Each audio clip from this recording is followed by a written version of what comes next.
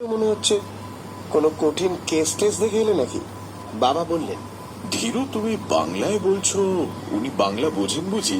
ওরে বাবা, বোঝেন বলে বোঝেন। এই তোমার বাংলা আবৃত্তি একটু শুনিয়ে দাও তো।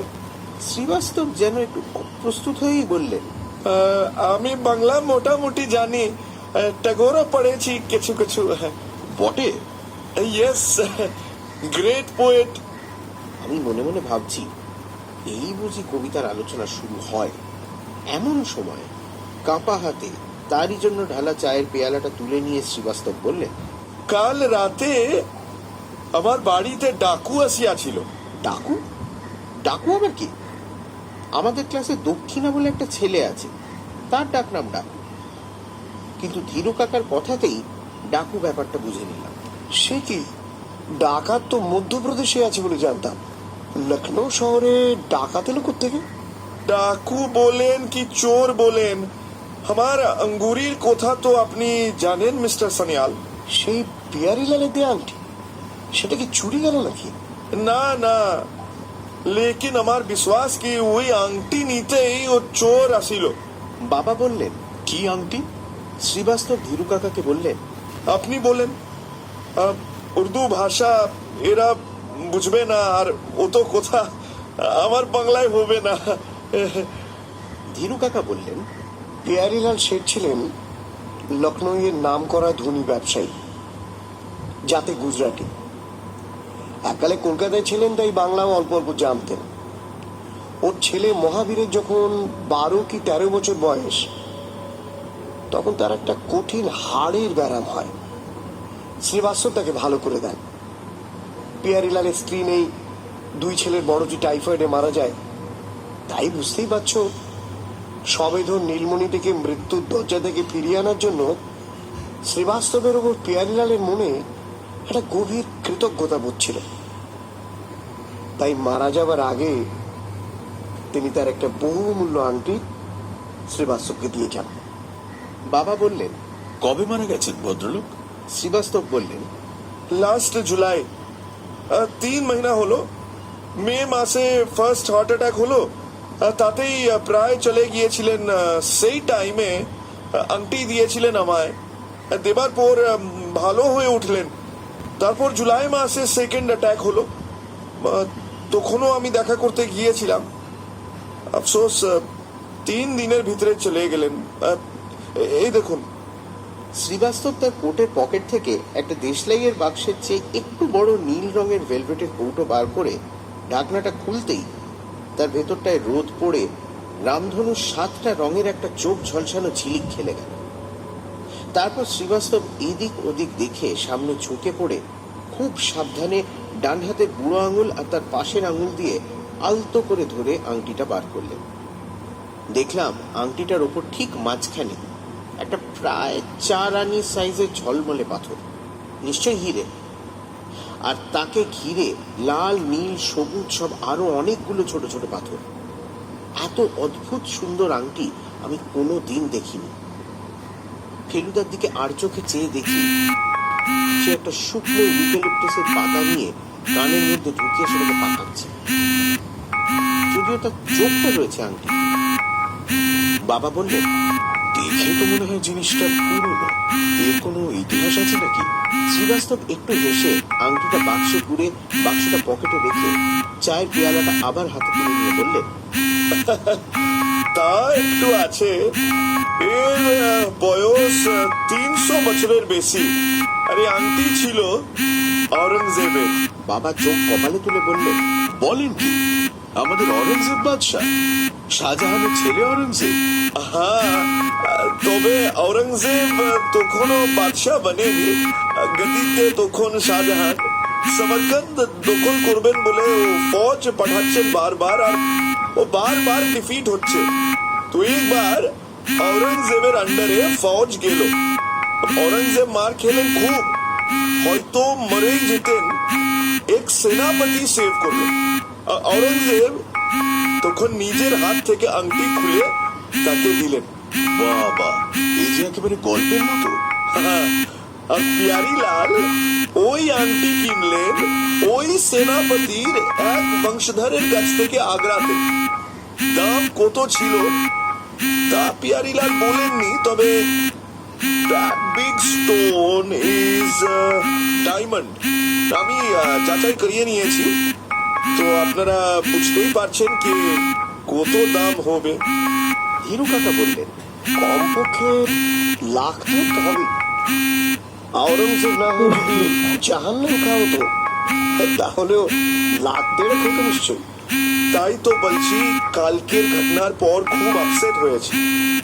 আমি अकेला মানুষ, রোগী দেখতে হামেশাই বাইরে যাচ্ছি। আজ যদি পুলিশকে বলি কাল আমি বাইরে গেলে রাস্তায় কেউ যদি ইট পাটকেল ছুঁড়ে মারে, একবার ভেবেছিলাম কি কোনো ব্যাংকে রেখে দিই। তারপর ভাবলাম এত সুন্দর জিনিস বন্ধু বান্ধবকে দেখিয়েও আনন্দ, ওই জন্যই তো রেখে দিলাম নিজের কাছে। অনেকে দেখিয়েছিল আংটি। মাত্র 3 মাস হলো তো পেলাম। আর আমার বাড়িতে খুব বেশি কেউ আসে না, যারা এলেন বন্ধু লোক, ভদ্রলোক, তাদেরই দেখিয়েছি। সন্ধে হয়ে এসেছে। ইউক্যালিপটাসের মাথায় একটু রোদ লেগে আছে, তাও বেশিক্ষণ থাকবে না। শ্রীবাস্তবকে দেখছিলাম কিছুতেই স্থির হয়ে বসে থাকতে পারছিলেন না। হিরু কাকা বললেন, চল ভেতরে গিয়ে বসে যাক, ব্যাপারটা নিয়ে একটু ভাবা দরকার। আমরা সবাই বাগান ছেড়ে গিয়ে বৈঠকখানায় বসলাম। হিরুদাকে দেখে মনেই হচ্ছিল না যে ওর এই আংটির ব্যাপারটা একটুও ইন্টারেস্টিং লাগছে। ও সোফাতে বসেই পকেট থেকে তাসের প্যাকেট বার করে হাত সাফাই প্র্যাকটিস করতে লাগলো। বাবা এমনিতে বেশি কথা বলেন না, কিন্তু যখন বলেন তখন বেশ ভেবে চিনতে ঠান্ডা মাথায় বলেন। বাবা বললেন, আচ্ছা, আপনি কেন ভাবছেন যে আপনার ওই আংটিটা নিতেই ওরা এসেছিল? আপনার অন্য কোনো জিনিস চুরি যায়নি? এমনও তো হতে পারে যে ওরা সাধারণ চোর, টাকা করে নিতেই এসেছিল। শ্রীবাস্তব বললেন, ব্যাপার কি বলি, বন বিহারী বাবু আছেন বলে এমনিতেই আমাদের পাড়ায় চোর টোর আসে না। আর আমার পাশের বাড়িতে থাকেন মিস্টার ঝুনঝুনওয়ালা, আর তার পাশের বাড়িতে থাকেন mister Billi Mauria, both very rich, আর সেটা তাদের বাড়ি দেখলেই বোঝা যায়। তো তাদের কাছে আমি কি বলে, হ্যাঁ, তাদের বাড়ি ছেড়ে আমার বাড়ি আসবে কেন চোর? হিরু কাকা বললেন, তারা যেমন ধনী তেমনি আবার তাদের পাহারার বন্দোবস্ত নিশ্চয়ই খুব জমকালো। সুতরাং চোর সে বাড়িতে যাবে কেন? তারা তো বিরাট ধন দৌলতের আশায় যাবে না। 6-5 টাকা মারতে পারলে তাদের 6 মাসের খোরাক হয়ে যায়। কাজে আমার আপনার বাড়িতে চোর আসার ব্যাপারে অবাক হবার কিছু নেই। শ্রীবাস্তব তবু যেন ভরসা পাচ্ছিলেন। উনি বললেন, আমি জানি না মিস্টার সানিয়াল, আমার কেন জানি মনে হচ্ছে চোর ওই আংটি নিতে এসেছিল। আমার পাশের ঘরের একটা আলমারি খুলেছিল, দেরাজ খুলেছিল, তাতে অন্য জিনিস ছিল, নিতে পারতো, টাইম ছিল। আমার ঘুম ভাঙতে চোর পালিয়ে গেল একেবারে কচ্ছু না নিয়ে। আর কোথা কি জানেন? শ্রীবাস্তব হঠাৎ থামলেন, তারপর ভ্রুকুটি করে কিছুক্ষণ ভেবে বললেন, পিয়ারিলাল যখন আমাকে আংটি দিয়েছিলেন তখন মনে হলো কি উনি আংটি নিজের বাড়িতে রাখতে চাইলেন না, তো সেই জন্য আমাকে দিয়ে দিলেন। আর শ্রীবাস্তব আবার থেমে ভ্রুকুটি করলেন। হিরু কাকা বললেন, আর কে ব্যাপারটি?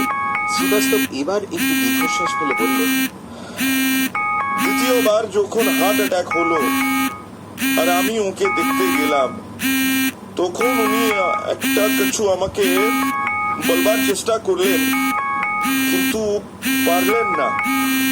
তবে একটা কথা আমি শুনতে পেয়েছিলাম। কি কথা? 2 বার বলেছিলেন, এ স্পাই, এ স্পাই। হিরু কাকা সোফা ছেড়ে উঠে পড়লেন। না ডক্টর জি, পিয়ারিলা যাই বলে থাকুক, আমার দৃঢ় বিশ্বাস ও চোর সাধারণ চোর, ছ্যাঁচর চোর। আপনি বোধহয় জানেন না যে ব্যারিস্টার ভূতের মিত্রের বাড়িতে রিসেন্টলি চুরি হয়ে গেছে। একটা আস্ত রেডিও আর কিছু রূপোর বাসন কোসন নিয়ে গেছে। তবে আপনার যদি সত্যি নার্ভাস লাগে তাহলে আপনি ওই আংটি স্বচ্ছন্দে আমার জিম্মায় রেখে যেতে পারেন। আমার গোদরেজের আলমারিতে থাকবে ওটা। আপনার ভয় কেটে গেলে তারপর ওটা আপনি ফেরত নিয়ে যাবেন। শ্রীবাস্তব হঠাৎ হাঁপ ছেড়ে একগাল হেসে ফেললেন। আমি ওই প্রস্তাব করতেই এলাম, লেকিন নিজে থেকে বলতে পারছিলাম না। Thank you very much mister Sanyal. আপনার কাছে আংটি থাকলে আমি নিশ্চিন্ত থাকবো। শ্রীবাস্তব তার পকেট থেকে আংটিটা বার করে ধীরু কাকাকে দিলেন, আর ধীরু কাকা সেটা নিয়ে শোবার ঘরে চলে গেলেন। এইবার ফেলুদা হঠাৎ একটা প্রশ্ন করে বসল। বনবিহারী বাবুকে পার্ডন? শ্রীবাস্তব বোধ হয় একটু অন্য মনুষ্য ছিল। ফেলুদা বলল, আপনি বললেন না যে বনবিহারী বাবু পাড়ায় আছেন বলে চোট্টর আসে না, এই বনবিহারী বাবুটি কি পুলিশ টুলিশ নাকি? শ্রীবাস্তব হেসে বললেন, oh no no no no, police না, তবে কি জানেন, পুলিশের থেকেও একটু বেশি ইন্টারেস্টিং লোক। আগে বাংলাদেশে জমিদারি ছিল, তারপর সেটা গেল আর উনি একটা ব্যবসা শুরু করলেন, বিদেশে জানোয়ার চালান দেওয়ার ব্যবসা। জানোয়ার? বাবা আর ফেলুদা একসঙ্গে প্রশ্ন করল। হ্যাঁ, টেলিভিশন, সার্কাস, চিড়িয়াখানা এসবের জন্য এদেশ থেকে অনেক জানোয়ার চালান যায় ইউরোপ, আমেরিকা, অস্ট্রেলিয়া, এই সমস্ত জায়গায়। অনেক ইন্ডিয়ান এই ব্যবসা করে বন বিহারী বাবু ওতে অনেক টাকা করেছিলেন। তারপর রিটায়ার করে এখানে চলে এলেন আজ 2-3 বছর। আর আসার সময় সঙ্গে সঙ্গে কিছু জানোয়ার ভি নিয়ে এসে একটা বাড়ি কিনে সেখানে একটা ছোটখাটো চিড়িয়াখানা বানিয়ে নিলেন। বাবা বললেন, বলেন কি, ভারী অদ্ভুত তো। हाँ, और वही चिड़ियाखानार स्पेशलिटी হলো কি, और प्रत्येक जानवर হলো ভারী ভারী হিংস্র? হ্যাঁ হ্যাঁ হ্যাঁ, হিংস্র হিংস্র। লখনৌতে এমনিতেই যে চিড়িয়াখানাটা আছে সেটা শুনেছি খুব ভালো। ওখানে বাঘ সিংহ নাকি খাঁচায় থাকে না, জাল দিয়ে ঘেরা দ্বীপের মতন তৈরি করা আছে। তার মধ্যে মানুষের তৈরি পাহাড় আর গুহার মধ্যে ওরা থাকে। তার উপর আবার এই প্রাইভেট চিড়িয়াখানা। শ্রীবাস্তব বললেন, ওয়াইল্ড ক্যাট আছে ওর কাছে, হাইনা আছে, কুমির আছে, স্করপিয়ন আছে, আওয়াজ শোনা যায়। চোর আসবে কি করিয়ে? এরপরে আমি যেটা জিজ্ঞেস করতে যাচ্ছিলাম ফেলুদা আমার আগেই সেটা জিজ্ঞেস করে ফেললো। চিড়িয়াখানাটা একবার দেখা যায় না? ধীরু কাকা ঠিক এই সময় ঘরে ফিরে এসে বললেন, সে তো খুব সহজ ব্যাপার, যে কোনো দিন গেলেই হলো।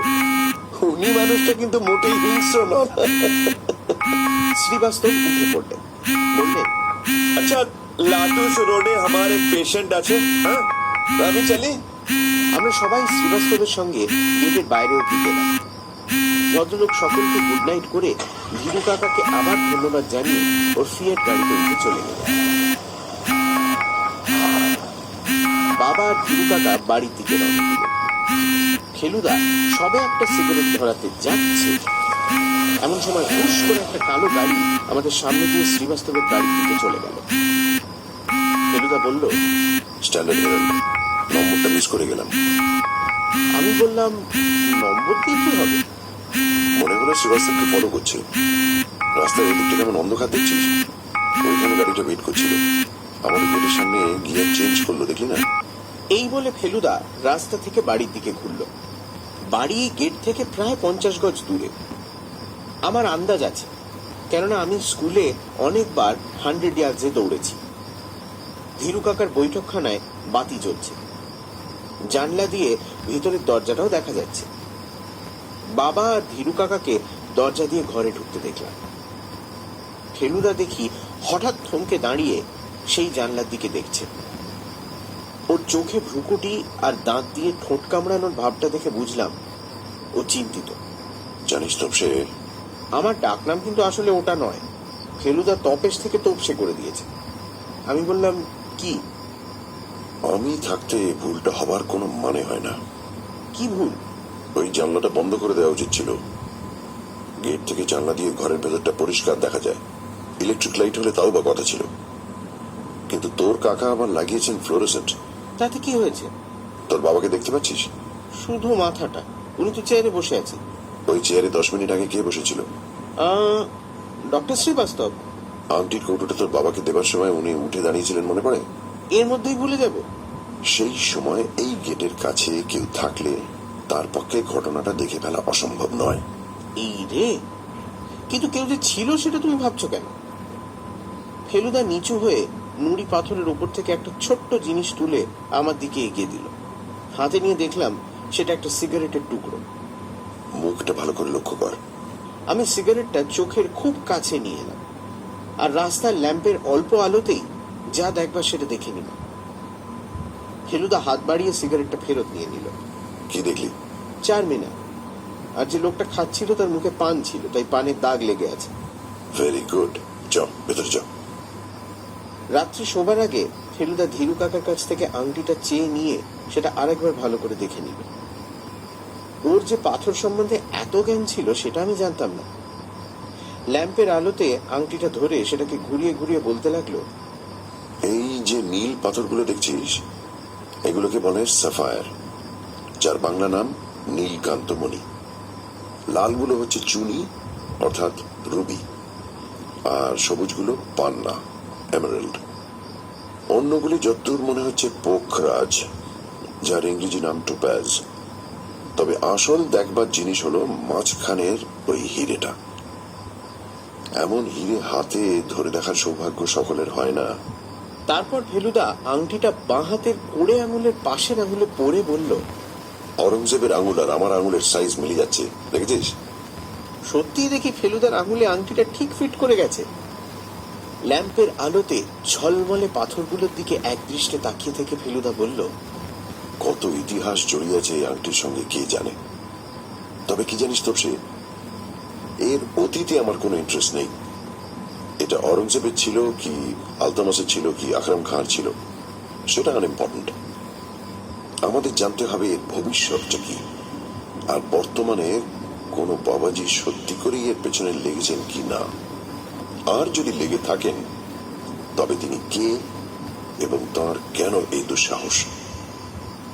তারপর ফেলুদা আংটি হাত থেকে খুলে নিয়ে আমার হাতে দিয়ে বলল, যা ফেরত দিয়ে আয়, আর এসে জানলাগুলো খুলে দে। পরদিন দুপুরে একটু তাড়াতাড়ি খেয়ে নিয়ে আমরা ইমামবাড়া দেখতে বেরিয়ে পড়লাম। বাবা আর ধীরু কাকা মোটরে গেল। গাড়িতে যদিও জায়গা ছিল, তবু ফেলুদা আর আমি দুজনেই বললাম যে আমরা টাঙ্গায় যাব। সে দারুণ মজা।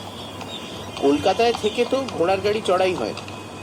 সত্যি বলতে কি, আমি কোনোদিনই কোনো রকম ঘোড়ার গাড়িতেই চড়ি। ফেলুদা অবশ্যই চড়েছে। ও বলল কলকাতার ঠিকা গাড়ির চেয়ে টাঙ্গায় নাকি অনেক বেশি ঝাঁকুনি হয়, আর সেটা নাকি হজমের পক্ষে খুব ভালো। তোর কাকার বাবুর্চি যে ফার্স্ট ক্লাস রাঁধে, বুঝছি এখানে খাওয়ার ব্যাপারে হিসেব রাখাটা খুব মুশকিল হবে। কাজেই মাঝে মাঝে এই টাঙ্গা রাইডটার এমনিতেই দরকার হবে। কিন্তু শহরের রাস্তাঘাট দেখতে দেখতে আর টাঙ্গায় ঝাঁকুনি খেতে খেতে যে জায়গাটায় পৌঁছলাম, গাড়োয়ানকে জিজ্ঞেস করাতে ও বলল সেটার নাম কাইজার বাগ। ফেলুদা বলল, জার্মান আর উর্দুতে কেমন মিলিয়েছে দেখছিস? নবাবী আমলের যত প্রাসাদ টাসাদ সব নাকি এই কাইজার বাগের আশেপাশেই রয়েছে। গাড়োয়ান এদিকে ওদিকে আঙুল দেখিয়ে সব নাম বলে দিতে লাগলো। ও দেখিয়া বাদশাহ মঞ্জিল, ও হ্যাঁ চান্দিওয়ালা বারাদরি, উসকো বলতা লাখো ফটাক। কিছু দূর গিয়ে দেখি রাস্তাটা গেছে একটা বিরাট গেটের মধ্যে দিয়ে। গাড়োয়ান বলল, রুমি দরওয়াজা। রুমি দরওয়াজা পেরিয়েই মচ্ছি ভবন, আর মচ্ছি ভবনেই হলো বড় ইমামবাড়া। ইমামবাড়ার সাইজ দেখে আমার মুখের কথা বন্ধ হয়ে গেল। এত বড় প্রাসাদ যে হতে পারে সেটা আমার ধারণাই ছিল না। টাঙ্গা থেকেই ধীরু কাকার গাড়িটা দেখতে পেয়েছিলাম। গাড়োয়ানকে ভাড়া চুকিয়ে দিয়ে আমরা বাবাদের দিকে এগিয়ে গেলাম। বাবা ধীরু কাকা একজন লম্বা মাঝবয়সী লোকের সঙ্গে কথা বলছেন। ফেলুদা হঠাৎ আমার কাঁধে হাত দিয়ে চাপা গলায় বলল, ব্ল্যাক স্ট্যান্ডার্ড হেরাল্ড। সত্যি তো, ধীরু কাকার গাড়ির পাশে একটা কালো স্ট্যান্ডার্ড গাড়ি দাঁড়িয়ে আছে। মাঠগাড়ি একটা টাটকা ঘষ্টার দাগ দেখছিস? টাটকা কি করে জানলে? চুনের গুঁড়ো সব ঝরে পড়েনি, এখনো লেগে রয়েছে। রং করা পাঁচিল কিংবা গেটের গায়ে ঘষ্টে ছিল বোধহয়। আজ সকালে যদি গাড়ির ধোয়া না হয়ে থাকে তাহলে ও দাগ কাল রাত্রে লেগে থাকতে পারে। ধীরু কাকা আমাদের দেখে বললেন, এসো আলাপ করিয়ে দিই, ইনি বনবিহারী বাবু, যার চিড়িয়াখানা আছে। আমি অবাক হয়ে নমস্কার করলাম। ইনি সেই লোক। প্রায় 6 ফুট লম্বা, ফর্সা রং, সরু গোঁফ, ছুঁচলো দাড়ি, চোখে সোনার চশমা, সব মিলিয়ে চেহারাটা বেশ চোখে পড়ার মতো। আমার পিঠে একটা চাপড় মেরে ভদ্রলোক বললেন, লক্ষণের রাজধানী কেমন লাগছে খোকা? জানো তো, রামায়ণের যুগে লখনৌ ছিল লক্ষণাবতী। ভদ্রলোকের গলার আওয়াজ দেখলাম বেশ মানানসই। ধীরু কাকা বললেন, বনবিহারী বাবু চৌক বাজারে যাচ্ছিলেন, আমাদের গাড়ি থেকে চলে এলেন। হ্যাঁ, দুপুরবেলাটা আমি বাইরে কাজ সারতে বেরোই। সকাল সন্ধে আমার জানোয়ারগুলোর পেছনে অনেকটা সময় চলে যায়। আমরা ভাবছিলাম দলে বলে একবার আপনার ওখানে ধাওয়া করব। এদের খুব শখ একবার আপনার চিড়িয়াখানাটা দেখা। বেশ তো, এনি ডে, আজই আসুন না। আমি তো কেউ এলে খুশি হই, তবে অনেকেই দেখেছি ভয়েই আসতে চায় না। তাদের ধারণা আমার খাঁচা বুঝি জু গার্ডেনের খাঁচার মতো অত মজবুত নয়। তাই যদি হবে তো আমি আছি কি করে, হ্যাঁ? এ কথায় ফেলুদা ছাড়া আমরা সকলেই হাসলাম। ফেলুদা আমার দিকে সামান্য ঝুঁকে পড়ে চাপা গলায় বলল, জানোয়ারের গন্ধ ঢাকার জন্য কোষে আতর মেখেছে। স্ট্যান্ডার্ড গাড়িটা দেখলাম বনবিহারী বাবুর নয়, কারণ তিনি তার পাশে একটা নীল অ্যাম্বাসেডর গাড়ি থেকে তার ড্রাইভারকে ডেকে তার হাতে দুটো চিঠি দিয়ে বললেন ডাক বাক্সে ফেলে দিয়ে আসতে। তারপর আমাদের দিকে ফিরে বললেন, আপনারা ইমামবাড়া দেখবেন তো? তারপরই না হয় সোজা চলে যাব আমার ওখানে। তাহলে আপনিও ভেতরে আসছেন আমাদের সঙ্গে? চলুন না, নবাবের কীর্তিটা দেখে নেওয়া যাবে। সেই 63-তে গিয়েছিলাম লখনৌতে আসার 2 দিন বাদে, তারপর আর যাওয়া হয়নি। গেট দিয়ে ঢুকে একটা বিরাট চত্বরের উপর দিয়ে প্রাসাদের দিকে হাঁটতে হাঁটতে বনবিহারী বাবু বললেন, 200 বছর আগে নবাব আসাফুদ্দৌলা তৈরি করেছিলেন এই প্রাসাদ। ভেবেছিলেন আগ্রা দিল্লিকে টেক্কা দেবেন। ভারতবর্ষের সেরা প্রাসাদ কর্নেওয়ালাদের নিয়ে একটা কম্পিটিশন করলেন। তারা সব নকশা পাঠালো, তার মধ্যে বেস্ট নকশা বেছে নিয়ে হলো এই ইমামবাড়া। বাহারের দিক দিয়ে মোগল প্রাসাদের সঙ্গে কোনো তুলনা হয় না, তবে সাইজের দিক থেকে একেবারে নাম্বার 1। এত বড় দরবার ঘর পৃথিবীর কোনো প্রাসাদে নেই। দরবার ঘরটা দেখে মনে হলো তার মধ্যে অনায়াসে একটা ফুটবল গ্রাউন্ড ঢুকে যায়। আর একটা কুয়ো দেখলাম, অত বড় কুয়ো আমি কখনো দেখিনি। গাইড বলল অপরাধীদের ধরে ধরে ওই কুয়োর মধ্যে ফেলে দিয়ে নাকি তাদের শাস্তি দেওয়া হতো। কিন্তু সবচেয়ে আশ্চর্য লাগলো ভুল ভুলাইয়া। এদিক ওদিক এঁকে বেঁকে সুড়ঙ্গ চলে গেছে। সেগুলো এমন কায়দায় তৈরি যে যতবারই এক একটা মোড় ঘুরছি ততবারই মনে হচ্ছে যেন যেখানে ছিলাম সেখানেই ফিরে এলাম। একটা গলির সঙ্গে আরেকটা গলির কোনো তফাৎ নেই। দুদিকে দেয়াল, মাথার উপর নিচু ছাদ, আর দেওয়ালের ঠিক মাঝখানটায় একটা করে খুপড়ি। গাইড বলল নবাব যখন বেগমদের সঙ্গে লুকোচুরি খেলতেন তখন ওই খুপড়িগুলোতে পিদিং জ্বলত। রাত্রির বেলা যে কি ভুতুড়ে ব্যাপার হবে সেটা বেশ বুঝতে পারছি না।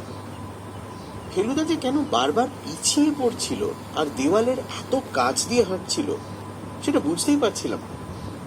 আমিও গোলক ধাঁধাটা দেখতে দেখতে আর তার মধ্যে লুকোচুরি খেলার কথা ভাবতে ভাবতে এত মশগুল হয়ে গিয়েছিলাম যে ওর বিষয়ে খেয়ালই ছিল না। এর মধ্যে হঠাৎ বাবা বলে উঠলেন, আরে ফেলু কোথায় গেল? সত্যি তো, পেছন ফিরে দেখি ফেলুদা নেই। আমার বুকের ভেতরটা ঢিপ করে উঠল।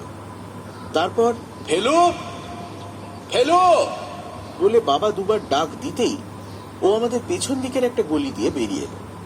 বলল, অত তাড়াতাড়ি হাঁটলে গোলকধাঁধার প্ল্যানটা ঠিক মাথায় তুলে নিতে পারবো না। গোলক ধাঁধার শেষ গলিটার শেষে যে দরজা আছে সেটা দিয়ে বেরোলেই ইমামবাড়ার বিরাট ছাতে গিয়ে পড়তে হয়। গিয়ে দেখি সেখান থেকে প্রায় সমস্ত লখনৌ শহরটাই দেখা যায়। আমরা ছাড়াও ছাতে কয়েকজন লোক ছিল। তাদের মধ্যে একজন অল্প বয়সী ভদ্রলোক ধীরু কাকাকে দেখে হেসে এগিয়ে এলো। ধীরু কাকা বললেন, আরে মহাবীর যে, কবে এলে? ভদ্রলোককে দেখলে যদিও বাঙালি মনে হয় না, তবু তিনি বেশ পরিষ্কার বাংলায় বললেন, 3 দিন হলো। এই সময়টা আমি প্রতি বছরই আসি, দিওয়ালিটা সেরে ফিরে যাই। এবারে 2জন বন্ধু আছেন, তাদের লখনৌ শহরটা ঘুরে দেখাচ্ছি আর কি। ধীরু কাকা বললেন, ইনি পিয়ারিলালের ছেলে, বোম্বাইতে অভিনয় করছেন। মহাবীর দেখলাম বনবিহারী বাবুর দিকে কি রকম যেন অবাক হয়ে দেখছেন, যেন ওকে আগে দেখেছেন, কিন্তু কোথায় সেটা মনে করতে পারছেন না। বনবিহারী বাবু বললেন, চেনা চেনা মনে হচ্ছে কি? হ্যাঁ, কিন্তু কোথায় দেখেছি বলুন তো? তোমার স্বর্গত পিতার সঙ্গে একবার আলাপ হয়েছিল বটে, কিন্তু তুমি তো তখন এখানে ছিলে না। মহাবীর যেন একটু অপ্রস্তুত হয়েই বলল, ওহো, তাহলে বোধহয় আমি ভুল করছি। আচ্ছা, আসি তাহলে। মহাবীর নমস্কার করে চলে গেল। ভদ্রলোকের বয়স হয়তো ফেলুদার চেয়েও কিছুটা কম, আর চেহারা বেশ সুন্দর আর শক্ত। মনে হলো নিশ্চয়ই এক্সারসাইজ করেন কিংবা খেলাধুলা করেন। বনবিহারী বাবু বললেন, আমার মনে হয় এবার আমার ওখানে গিয়ে পড়তে পারলে ভালোই হয়। জানোয়ারগুলো যদি দেখতেই হয় তাহলে আলো থাকতে থাকতে দেখাই ভালো। খাঁচাগুলোতে আলোর ব্যবস্থা এখনো করে উঠতে পারিনি। আমরা গাইডকে বকশিস দিয়ে ছাদ থেকে সোজা সিঁড়ি দিয়ে একদম নিচে নেমে এলাম। গেটের বাইরে এসে দেখলাম মহাবীর আরো দুজন ভদ্রলোককে নিয়ে সেই কালো স্ট্যান্ডার্ড গাড়িটায় উঠছে। বনবিহারী বাবুর বাড়িতে পৌঁছতে প্রায় 4টে বাজবে। বাইরে থেকে বোঝার কোনো উপায় নেই যে ভেতরে একটা চিড়িয়াখানা আছে, কারণ যা আছে তা বাড়ির পিছন দিকটা। মিউটিনিরও প্রায় 30 বছর আগে এক ধনী মুসলমান সওদাগর এ বাড়ি তৈরি করেছিলেন। আমি বাড়িটা কিনি এক সাহেবের কাছ থেকে।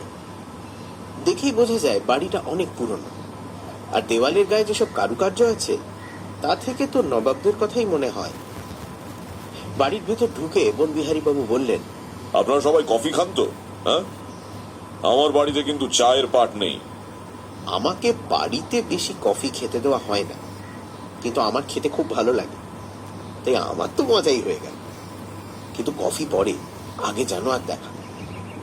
বৈঠকখানা পেরিয়ে একটা বারান্দা, তারপরেই প্রকাণ্ড বাগান, আর সেই বাগানেই এদিক ওদিক রাখা বনবিহারী বাবুর সব খাঁচা। বাগানের মাঝখানে ছুঁচলো শিক দিয়ে ঘেরা একটা পুকুর, সেটা একটা কুমির রোদ পোয়াচ্ছে। বনবিহারী বাবু বললেন, এটাকে বছর 10 আগে মুঙ্গের থেকে এনেছিলাম একেবারে বাচ্চা অবস্থায়। প্রথমে আমার কলকাতার বাড়ির চৌবাচ্চায় ছিল। একদিন দেখি বেরিয়ে এসে একটা আস্ত বেড়াল ছানা খেয়ে ফেলেছে। পুকুরের চারপাশ থেকে বাঁধানো রাস্তা অন্য খাঁচাগুলির দিকে চলে গেছে। একটা খাঁচার দিক থেকে ফ্যাস ফ্যাস শব্দ শুনে আমরা কুমির ছেড়ে সেদিকেই গেলাম। গিয়ে দেখি খাঁচার ভেতরে একটা মাঝারি গোছের কুকুরের সাইজের বেড়াল, আর তার চোখ দুটো সবুজ আর জলজলে, আর গায়ের রং ডোরা কাটা খয়েরি। এত বড় বিড়ালকে বাঘ বলতেই ইচ্ছে করে। বনবিহারী বাবু বললেন, এটার বাসস্থান আফ্রিকা। এটা কিনি কলকাতায় রিপন স্ট্রিটের এক ফিরিঙ্গি পশু ব্যবসায়ীর কাছ থেকে। এই জিনিস আলিপুরের চিড়িয়াখানাতেও নেই। বেড়ালের পর হায়না, হায়নার পর নেকড়ে, নেকড়ের পর আমেরিকান র্যাটল স্নেক, দারুণ বিষাক্ত সাপ। একরকম সরু ছুচলো শামুক পুরী থেকে আমরা অনেকবার এনেছি। এই সাপের ল্যাজের ডগায় সেই রকম একটা শামুকের মতো জিনিস আছে। সাপটা এদিক ওদিক চলার সময় ল্যাজটাকে কাঁপায়, আর তাতেই ওই জিনিসটা মাটিতে লেগে একটা ঝুমঝুমির মতো খর খর শব্দ করে। আমেরিকার জঙ্গলে অনেক দূর থেকে এই রকম শব্দ শুনতে পেয়ে নাকি লোকে বুঝতে পারে যে র্যাটল স্নেক ঘোরাফেরা করছে। আরো দুটো জিনিস দেখে ভয়ে গা শিউরে উঠল। একটা কাঁচের বাক্সের মধ্যে দেখলাম নীল রঙের বিশ্রী বিরাট একটা কাঁকড়া বিছে। এটাও আমেরিকার বাসিন্দা, এর নাম ব্লু স্কর্পিয়ন। আর একটা কাঁচের বাক্সে দেখলাম একটা মানুষের আঙুল ফাঁক করা হাতের মতো বড় কালো রোঁয়াওয়ালা মাকড়সা, আফ্রিকার বিষাক্ত ব্ল্যাক উইডো মাকড়সা। বনবিহারী বাবু বললেন, ওই বিছে আর ওই মাকড়সা, ওই দুটোরই বিষ হলো যাকে বলে নিউরোটক্সিক। অর্থাৎ এক কামড়ে একটা আস্ত মানুষ মেরে ফেলার শক্তি রাখে ওই দুটোই। চিড়িয়াখানা দেখে আমরা বৈঠকখানা এলাম।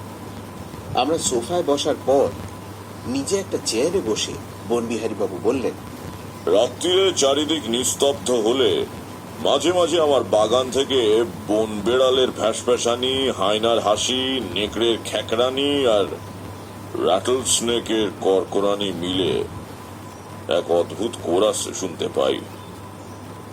তাতে ঘুমটা হয় বড় আরামের। এরকম বডিগার্ডের সম্ভার আর কজনের আছে বলুন? অবশ্যই জোর এলে এরা খুব হেল্প করতে পারে না বটে, কারণ এরা খাঁচায় বন্দি। তার জন্যে আমার আলাদা ব্যবস্থা আছে। বাদশাহ! হাঁক দিতেই পাশের ঘর থেকে বেরিয়ে এলো এক বিরাট কালো হাউন্ড কুকুর। এটাকেই নাকি বনবিহারী বাবু পাহারার জন্য রেখেছেন। শুধু যে বাড়ি পাহারা তা নয়, চিড়িয়াখানারও কোনো অনিষ্ট নাকি এই বাদশা করতে দেবে না। ফেলুদা আমার পাশেই বসেছিল। কুকুরটা দেখে আমার কানে কানে ফিসফিস করে বলল, ল্যাব্রাডর হাউন্ড, বাস্কেভিলের কুকুরের জাত। বাবা এতক্ষণ একটাও কথা বলেননি। এবার বললেন, আচ্ছা, সত্যি আপনার এইসব হিংস্র জানোয়ারের মধ্যে বাস করতে ভালো লাগে? বনবিহারী বাবু তার পাইপে তামাক ভরতে ভরতে বললেন, কেন লাগবে না বলুন? ভয়টা কিসের? এককালে কত বাঘ ভাল্লুক মেরেছি জানেন? ওয়াইল্ড অ্যানিমেল ছাড়া মারতুম না, অব্যর্থ টিপ ছিল। একবার কি যে ভীমরতি ধরলো, চাঁদার জঙ্গলে এক মার্কিনী সাহেবকে বড়াই করে টিপ দেখাতে গিয়ে 150 গজ দূর থেকে এক হরিণ মেরে ফেললুম। আর তারপর সে কি অনুতাপ! সেই থেকে শিকার ছেড়ে দিয়েছি। তবে জানোয়ার ছাড়াও থাকতে পারবো না, তাই চালান দেবার ব্যবসা ধরলুম। ওর ব্যবসা যখন ছাড়লুম, তখন বাধ্য হয়েই বাড়িতে চিড়িয়াখানা করলুম। এদের নিয়ে বাস করার কি আনন্দ জানেন? এরা যে হিংস্র বিষাক্ত সেটা সকলেরই জানা। এরা তো নিরীহ ভালো মানুষ বলে চালাতে চাইছে না নিজেদের, অথচ মানুষের মধ্যে দেখুন, একজনকে আপনি ভাবছেন সৎ লোক, শেষে হঠাৎ বেরিয়ে গেল সে আসলে একটা ক্রিমিনাল। অন্তরঙ্গ বন্ধুকে কি আর আজকের দিনে বিশ্বাস করার জো আছে? তাই স্থির করেছি জানোয়ার পরিবেষ্টিত হয়ে বাকি জীবনটা কাটাবো। কাটে শান্তি অনেক বেশি। আমি মশাই সাথেও নেই, পাঁচেও নেই। নিজের সম্পত্তি একা নিজে ভোগ করছি। তাতে কে কি ভাবছে না ভাবছে সেই নিয়ে মাথা ঘামিয়ে কি হবে? তবে শুনেছি আমার এই চিড়িয়াখানার দৌলতে পাড়ায় নাকি চুরি চামারি বন্ধ হয়ে গেছে। তাহলে বলতে হয় অজান্তে আমি লোকের উপকারী করছি।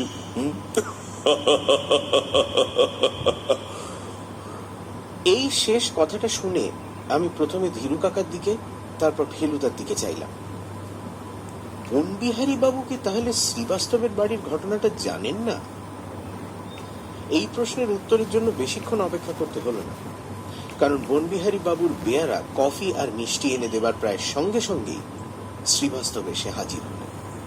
সকলকে নমস্কার করে ধীরু কাকাকে বললেন, আপনাদের বাড়ির কাছে কেলভিন রোডে একটা লড়কা ও গাছ থেকে পড়ে গিয়ে হাত ভেঙেছে। ও তাকে দেখে আপনার বাড়ি গিয়ে দেখি কি আপনারা ফেরেননি, ও তাই এখানে চলে এলাম।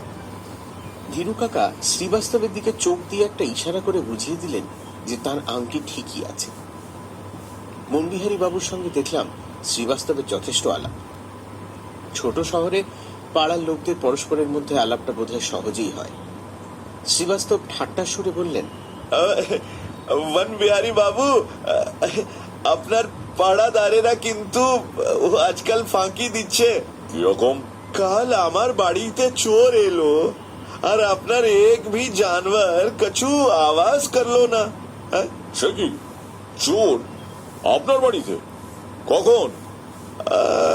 ধরিয়েন কি রাত 3টের কাছাকাছি।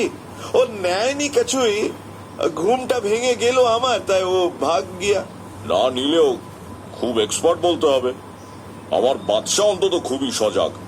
আরে 200 গজের মধ্যে আপনার বাড়ি, আর চোর এলেও আমার কম্পাউন্ডের পেছন দিয়েই তো তাকে যেতে হবে। যাকে আপনাকে ঘটনাটা একটু জানিয়ে রাখলাম। হ্যাঁ, কফির সঙ্গে একরকম মিষ্টি দিয়ে গিয়েছিল প্লেটে। শ্রীবাস্তব বললেন সেটার নাম শান্ডিলা লাড্ডু। शांडिला लड्डू, गुलाबी रेवड़ी और भुना पेड़ा, এই তিন মিষ্টি হলো লখনৌয়ের স্পেশালিটি। আমার নিজের মিষ্টি জিনিসটা খুব ভালো লাগে না, তাই আমি ওসব কথায় বিশেষ কান না দিয়ে বনবিহারী বাবুকে লক্ষ্য করছিলাম। ওকে যেন একটু অন্য মনস্ক মনে হচ্ছিল। ফেলুদা কিন্তু দেখি এর মধ্যেই দুটো লাড্ডু শেষ করে নিয়ে আমার কফির পেয়ালার উপর মাছি তাড়াবার মতো করে হাত নাড়িয়ে দারুণ কায়দায় আমার প্লেট থেকে আরেকটা লাড্ডু তুলে নিল। বনবিহারী বাবু হঠাৎ শ্রীবাস্তবের দিকে ফিরে বললেন, আচ্ছা, আপনার সেই বাদশাহী আংটি ঠিক আছে তো? শ্রীবাস্তবের হঠাৎ বিষম লেগে গেল। তারপর কোন রকমে নিজেকে সামলে নিয়ে কাশিটাকে হাসিতে চেঞ্জ করে বললেন, ও বাবা, আপনার দেখি মনে আছে। হ্যাঁ? বনবিহারী বাবু পাইপের ধোঁয়া ছেড়ে বললেন, মনে থাকবে না? আমার যদিও ওসব ব্যাপারে কোনো ইন্টারেস্ট নেই, তবুও ওরকম আংটি তো সচরাচর দেখা যায় না। আংটি ঠিকই আছে, ওর ভ্যালিউ আমার জানা আছে। বনবিহারী বাবু এবার হঠাৎ উঠে পড়ে বললেন, এক্সকিউজ মি, আমার বিড়ালের খাবার সময় হয়ে গেছে। হুম? এ কথার পর আর থাকা যায় না, তাই আমরা উঠে পড়লাম। বাইরে এসে একজন লোককে হাতে একটা ব্যাগ নিয়ে বনবিহারী বাবুর গেট দিয়ে ভেতরে ঢুকতে দেখলাম। তার যে দারুণ মাসল সেটা গায়ে জামা থাকলেও বোঝা যায়। শুনলাম তার নাম নাকি গণেশ গুহ। বনবিহারী বাবুর যখন জানোয়ার চালান দেবার কারবার ছিল তখন থেকেই নাকি ইনি আছেন। এখন নাকি চিড়িয়াখানার দেখাশোনা করেন। বনবিহারী বাবু বললেন, গণেশকে ছাড়া আমার চিড়িয়াখানা মেনটেন করা হতো না। ওর ভয় বলে কোনো বস্তুই নেই। একবার ওয়াইল্ড ক্যাটের আঁচড় খাওয়া সত্ত্বেও ও আমার চাকরি ছাড়েনি। আমরা যখন গাড়িতে উঠছি তখন বনবিহারী বাবু বললেন, আপনারা আসাতে খুব ভালো লাগলো, মাঝে মাঝে এসে পড়বেন না হয়। এখন এখানেই আছেন তো? বাবা বললেন, কদিন আছি, তারপর ভাবছি এদের একবার হরিদ্বারটা দেখে আনবো। বটে, লক্ষ্মণ ঝুলা থেকে একটা 12 ফুট পাইথনের খবর এসেছে। আমিও তাই একবার ওদিকটাই যাব করছিলাম। শ্রীবাস্তবকে আমরা ওর বাড়ির সামনে নামিয়ে দিলাম। ঠিক সেই সময় বনবিহারী বাবুর বাড়ির দিক থেকে একটা বিকট চিৎকার শুনতে পেলাম। ফেলুদা একটা হাই তুলে বলল, বাপ রে, একেই বলে হায়নার হাসি। শ্রীবাস্তব বললেন তার নাকি প্রথম প্রথম এই হাসি শুনে গা ছমছম করত, এখন অভ্যেস হয়ে গেছে। আপনার বাড়িতে কাল আর কোনো উপদ্রব হয়নি তো? ধীরু কাকা প্রশ্ন করলেন। শ্রীবাস্তব হেসে বললেন, নো নো, নাথিং নাথিং। আমরা যখন বাড়িতে ফিরলাম তখন প্রায় সন্ধে হয়ে গেছে। গাড়ি থেকে নেমে শুনতে পেলাম দূর থেকে একটা ঢাকঢোলের শব্দ আসছে। ধীরু কাকা বললেন, দেওয়ালির সময় এখানে রামলীলা হয়, এটা তারই প্রিপারেশন হচ্ছে। আমি বললাম, রামলীলা কিরকম? প্রায় 10টা মানুষের সমান উঁচু একটা রাবণ তৈরি করে তার ভেতরে বারুদ বোঝাই করা হয়। তারপর দুজন ছেলেকে মেকআপ টেকআপ করে রাম লক্ষ্মণ সাজায়। তারা রথে চড়ে এসে তীর দিয়ে রাবণের দিকে তাক করে মারে, আর সেই সঙ্গে রাবণের গায়ে আগুন লাগিয়ে দেওয়া হয়। তারপর গা থেকে তুবড়ি, হাই, চরকি, রংমশাল ছড়াতে ছড়াতে রাবণ পুড়ে ছাই হয়ে যায়। সে একটা দেখবার মতো জিনিস, বুঝলে? বাড়িতে ঢুকতে বেয়ারা শ্রীবাস্তবের আসার খবরটা দিল। তারপর বলল, और एक साधु बाबा भी आया था, आधा घंटा बैठ के चला गया। সাধু বাবা? ধীরু কাকার ভাব দেখে বুঝলাম উনি কোনো সাধু বাবাকে এক্সপেক্ট করছিলেন না। কোথায় বসেছিলেন? बैठक खाना। আমার সঙ্গে দেখা করতে চাইছিলেন? हाँ, আমার নাম করেছিলেন? বেয়ারা তাতেও বলল হ্যাঁ। আরে তাজ্জব ব্যাপার। হঠাৎ কি মনে করে ধীরু কাকা ঝড়ের মতো শোবার ঘরে গিয়ে ঢুকলেন। তারপর গোদরেজ আলমারি খোলার শব্দ পেলাম, আর তারপরেই শুনলাম ধীরু কাকার চিৎকার, সর্বনাশ! বাবা, আমি আর ফেলুদা প্রায় একসঙ্গে হুড় হুড় করে ধীরু কাকার ঘরে ঢুকলাম। গিয়ে দেখি উনি আংটির কৌটোটা হাতে নিয়ে চোখ বড় বড় করে দাঁড়িয়ে আছেন। কৌটোর ঢাকনা খোলা, আর ভেতরে আংটি নেই। ধীরু কাকা কিছুক্ষণ বোকার মতো দাঁড়িয়ে থেকে ধপ করে তার খাটের উপর বসে পড়লেন। পরদিন সকালে মনে হলো যে শীতটা একটু বেড়েছে, তাই বাবা বললেন গলায় একটা মাফলার জড়িয়ে নিতে। বাবার কপালে ভ্রুকুটি আর একটা অন্যমনস্ক ভাব দেখে বুঝতে পারছিলাম যে উনি খুব ভাবছেন। ধীরু কাকাও কোথায় জানি বেরিয়ে গেছেন, আর কাউকে কিছু বলে যান। কালকের ঘটনার পর থেকেই কেবল বলছেন, শ্রীবাস্তবকে মুখ দেখাবো কেমন করে? বাবা অবশ্যই অনেক সান্ত্বনা দেবার চেষ্টা করছিলেন। বিকেল বেলা সন্ন্যাসী যে চোর এসে তোমার বাড়ি থেকে আংটিটা নিয়ে যাবে সেটা তুমি জানবে কি করে? তার চেয়ে তুমি বরং পুলিশে একটা খবর দিয়ে দাও। তুমি তো বলছিলে ইন্সপেক্টর গড়গড়ির সঙ্গে তোমার খুব ভালো আলাপ আছে। এও হতে পারে যে ধীরু কাকা হয়তো পুলিশে খবর দিতেই বেরিয়েছেন। সকালে যখন চা আর জ্যাম রুটি খাচ্ছি তখন বাবা বললেন, ভেবেছিলাম আজ তোদের রেসিডেন্সিটা দেখিয়ে আনবো, কিন্তু এখন মনে হচ্ছে আজকের দিনটা যাক, তোরা দুজন বরং কোথাও ঘুরে আয় কাছাকাছির মধ্যে। কথাটা শুনে আমার একটু হাসিই পেয়ে গেল, কারণ ফেলুদা বলছিল ওর একটু পায়ে হেঁটে শহরটা দেখার ইচ্ছে আছে, আর আমিও মনে মনে ঠিক করেছিলাম ওর সঙ্গে যাব। আমি জানতাম শুধু শহর দেখা ছাড়াও ওর অন্য উদ্দেশ্য আছে। আমি সন্ধ্যাবেলা থেকেই দেখছি ওর চোখের দৃষ্টিটা মাঝে মাঝে কেমন যেন তীক্ষ্ণ হয়ে উঠছে। 8টার একটু পরেই আমরা দুজনে বেরিয়ে পড়লাম। গেটের কাছাকাছি এসে ফেলুদা বলল, তোকে ওয়ার্নিং দিচ্ছি, বকবক করলে বা বেশি প্রশ্ন করলে তোকে ফেরত পাঠিয়ে দেবো। বোকা সেজে থাকবি আর পাশে পাশে হাঁটবি। কিন্তু ধীরু কাকা যদি পুলিশে খবর দেন? তাতে কি হলো? ওরা যদি তোমার আগে চোর ধরে ফেলে? তাতে আর কি, নিজের নামটা চেঞ্জ করে ফেলবো। ধীরু কাকার বাড়িটা যে রাস্তায়, সেটার নাম ফ্রেজার রোড।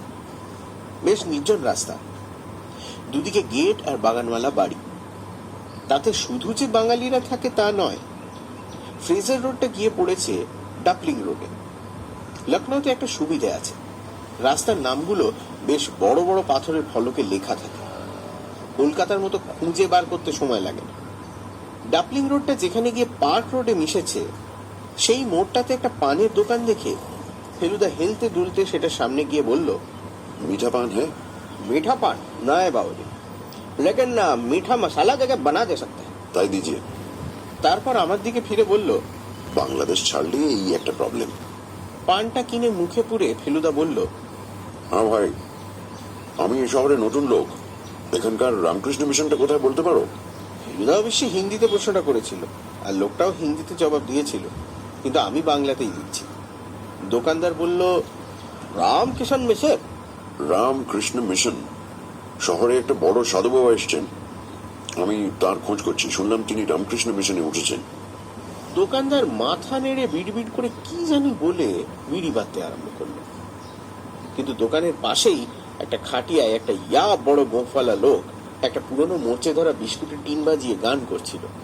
সে হঠাৎ ফেলুদাকে জিজ্ঞেস করলো, কালো গোঁফদাড়িওয়ালা কালো চশমা পড়া সাধু কি?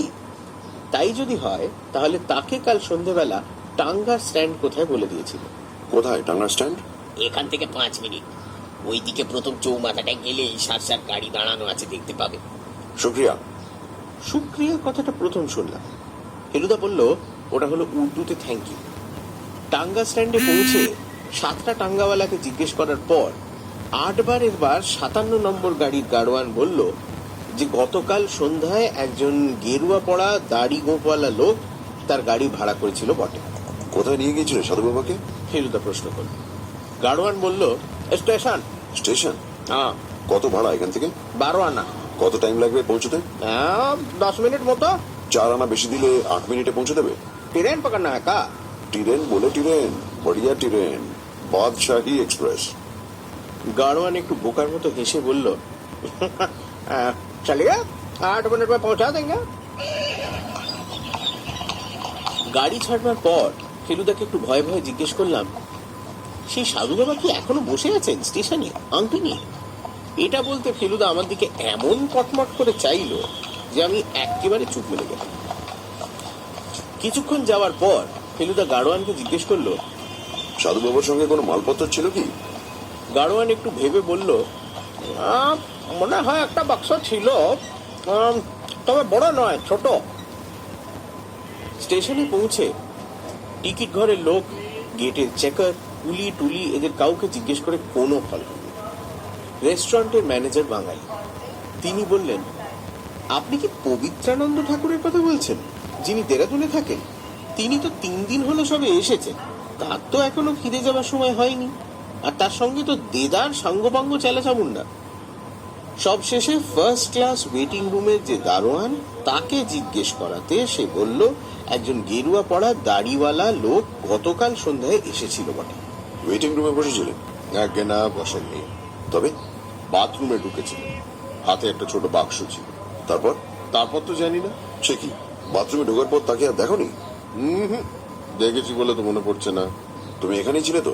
তা তো থাকবোই, ডুন এক্সপ্রেস আসছে তখন, গনে অনেক লোক যে। তাহলে হয়তো খেয়াল করনি, এমন তো হতে পারে। তা পারে, কিন্তু লোকটার হাব ভাব দেখে মনে হলো সে বলতে চায় যে সাধু বাবা বেরোলে সে নিশ্চয়ই দেখতে পেত।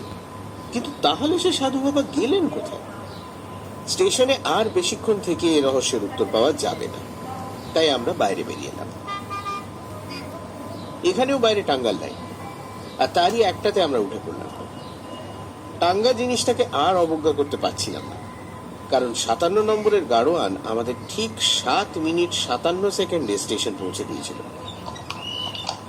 এবারেও কিন্তু গাড়ি ছাড়বার পর আমার মুখ থেকে একটা প্রশ্ন বেরিয়ে পড়ল, সাধু বাবা বাথরুমে গিয়ে ভ্যানিশ করে গেল?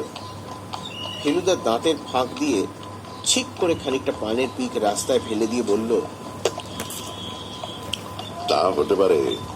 আগেকার দিনে তো সাধু সন্ন্যাসীদের ভ্যানিশ ট্যানিশ করার ক্ষমতা ছিল বলে শুনেছি। বুঝলাম ফেলুদা কথাটা সিরিয়াসলি বলছে না, যদিও ওর মুখ দেখে সেটা বোঝার উপায় নেই। স্টেশনের গেট ছাড়িয়ে বড় রাস্তায় পড়তেই একটা ব্যান্ডের আওয়াজ পেলাম। ভোপ্পর ভোপ্পর ভোপ্পর ভোপ্পর আওয়াজটা এগিয়ে আসছে। তারপর দেখলাম আমাদেরই মতো একটা টাঙ্গা, কিন্তু সেটার গায়ে কাগজের ফুল, বেলুন, ফ্ল্যাগ এইসব দিয়ে খুব সাজানো হয়েছে। বাজনাটা বাজছে একটা লাউড স্পিকার। একটা রঙিন কাগজের গাধার টুপি পরা লোক গাড়ির ভিতর থেকে গোছা গোছা করে কি একটা ছাপানো কাগজ রাস্তায় লোকেদের দিকে ছড়ে দিচ্ছে। ফেলুদা বলল, হিন্দি ফিল্মের বিজ্ঞাপন। সত্যিই তাই। গাড়িটা আরেকটু কাছে আসতেই রংচঙে ছবি আঁকা বিজ্ঞাপনের বোর্ডটা দেখতে পেল। ছবির নাম ডাকু মনসুর। হ্যান্ডবিলের 2-একটা আমাদের গাড়ির ভিতরে এসে পড়ল। আর ঠিক সেই সময় একটা দলা পাকানো সাদা কাগজ বেশ জোরে গাড়ির মধ্যে এসে ফেলুদার বুক পকেটে লেগে গাড়ির মেঝেতে পড়ল। আমি চেঁচিয়ে উঠে বললাম, লোকটাকে দেখেছি ফেলুদা, কাবুলিওয়ালার পোশাক। কিন্তু আমার কথা শেষ হলো না। ফেলুদা চট করে কাগজটা তুলে নিয়ে এক লাফে চলন্ত টাঙ্গা থেকে রাস্তায় নেমে পাই পাই করে যেদিকে লোকটা দেখা দিয়েছিল সেই দিকে ছুটে গেল। ভিড়ের মধ্যে পলিউশন বাঁচিয়ে একটা মানুষ কত স্পিডে ছুটতে পারে সেটা এই প্রথম দেখে। এর মধ্যে অবশ্য টাঙ্গাওয়ালা গাড়ি থামিয়েছে। আমি আর কি করব, অপেক্ষা করে রয়েছি। ব্যান্ডের আওয়াজ ক্রমশ মিলিয়ে আসছে, তবে রাস্তায় কতগুলো বাচ্চা বাচ্চা ছেলে এখনো হ্যান্ডবিল ঘুরোচ্ছে। এমন সময় হাঁপাতে হাঁপাতে ফিরে এসে গাড়োয়ানকে ইশারা করে চালানোর হুকুম দিয়ে এক লাফে গাড়িতে উঠে ধপ করে সিটে বসে পড়ে ফেলুদা বলল, নতুন জায়গাতে অলিগলিগুলো জানা নেই, তাই বাবাজি রক্ষা পেয়ে গেলেন। আমি জিজ্ঞেস করলাম, তুমি লোকটাকে দেখেছিলে? তুমি দেখলি আর আমি দেখবো না? আমি আর কিছু বললাম না। ফেলুদা লোকটাকে না দেখে থাকলে আমি ওকে বলতাম যে যদিও লোকটার গায়ে কাবলিওয়ালার পোশাক ছিল, কিন্তু অত কম লম্বা কাবলিওয়ালা আমি কখনো দেখিনি। ফেলুদা এবার পকেট থেকে দলা পাকানো কাগজটা খুলে হাত দিয়ে ঘষে সমান করে চোখের খুব কাছে নিয়ে তার মধ্যে যে লেখাটা ছিল সেটা পড়ে ফেলল। তারপর সেটাকে 3 ভাঁজ করে ওর মানি ব্যাগের ভেতর নিয়ে নিল। লেখাটা যে কি ছিল সেটা আর আমার জিজ্ঞেস করার সাহস হলো না। বাড়ি ফিরে দেখি ধীরু কাকার সঙ্গে শ্রীবাস্তব এসেছে। শ্রীবাস্তবকে দেখে মনে হলো না যে আংটিটা যাওয়াতে তার খুব একটা দুঃখ হয়েছে। তিনি বললেন, वो আংটি क्या बोलते हैं अपया ছিল। ও যার কাছে যাবে তারই দুশ্চিন্তা হবে, বিপদ হবে, বাড়িতে ডাকু আসবে। আপনি তো লাকি ধীরু বাবু। আরে ধরেন কি যদি ডাকু এসে ঝামেলা করতো, আরে গোলা গলি চালাতো। ধীরু কাকা একটু হেসে বললেন, তাহলে তবু তো একটা মানে হতো। আরে এই যে একেবারে ভাঁওতা দিয়ে বুদ্ধু বানিয়ে জিনিসটা নিয়ে চলে গেল, এটা আমি কিছুতেই হজম করতে পারছি না। আরে আপনি কেন ভাবছেন ধীরু বাবু?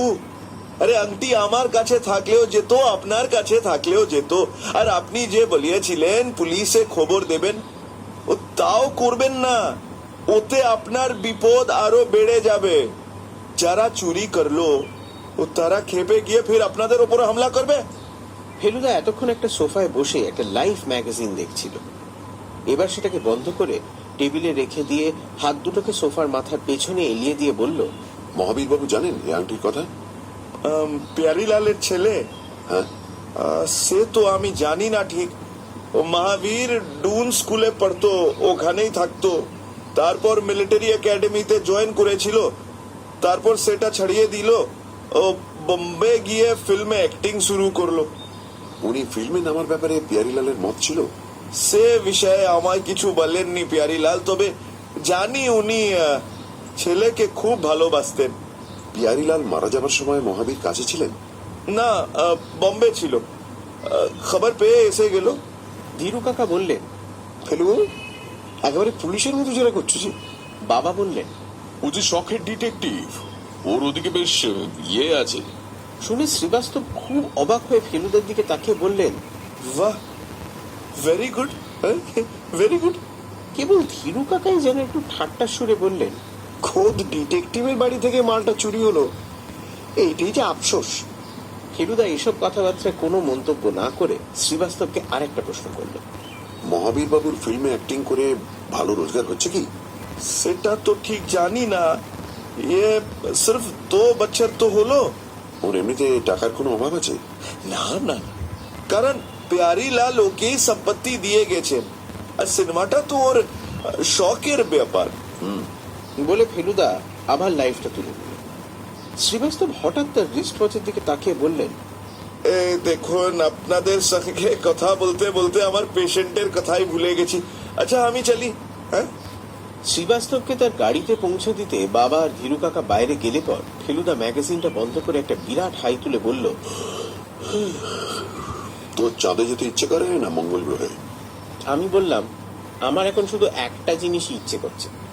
ফেলুদা আমার কথায় কান্না দিয়ে বলল, লাইফে চাঁদের সারফেসের ছবি দিয়েছে, দেখে জায়গাটাকে খুব ইন্টারেস্টিং বলে মনে হচ্ছে না। মঙ্গল সম্বন্ধে তবু একটা কৌতূহল হয়। আমি এবার একেবারে চেয়ার ছেড়ে উঠে বললাম, ফেলুদা, আমার কৌতূহল হচ্ছে তোমার মানিব্যাগে যে কাগজটা আছে সেই কাগজটা দেখার জন্য। ও, ওইটে? ওটা দেখাবে না বুঝি? ওটা উর্দুতে লেখা। তবু দেখি না। এই দেখ। ফেলুদা ভাঁজ করা কাগজটা বার করে সেটা 2 আঙুলের ফাঁকে ধরে ক্যারামের ঘুটির মতো আমার দিকে ছুঁড়ে দিল। খুলে দেখি সেটাই লেখা আছে, খুব হুঁশিয়ার। আমি বললাম, তবে যে বললে উর্দু? বোকচন্দর, খুব আর হুঁশিয়ার এই দুটো কথাই যে উর্দু সেটাও বুঝি তো জানা নেই। সত্যি তো।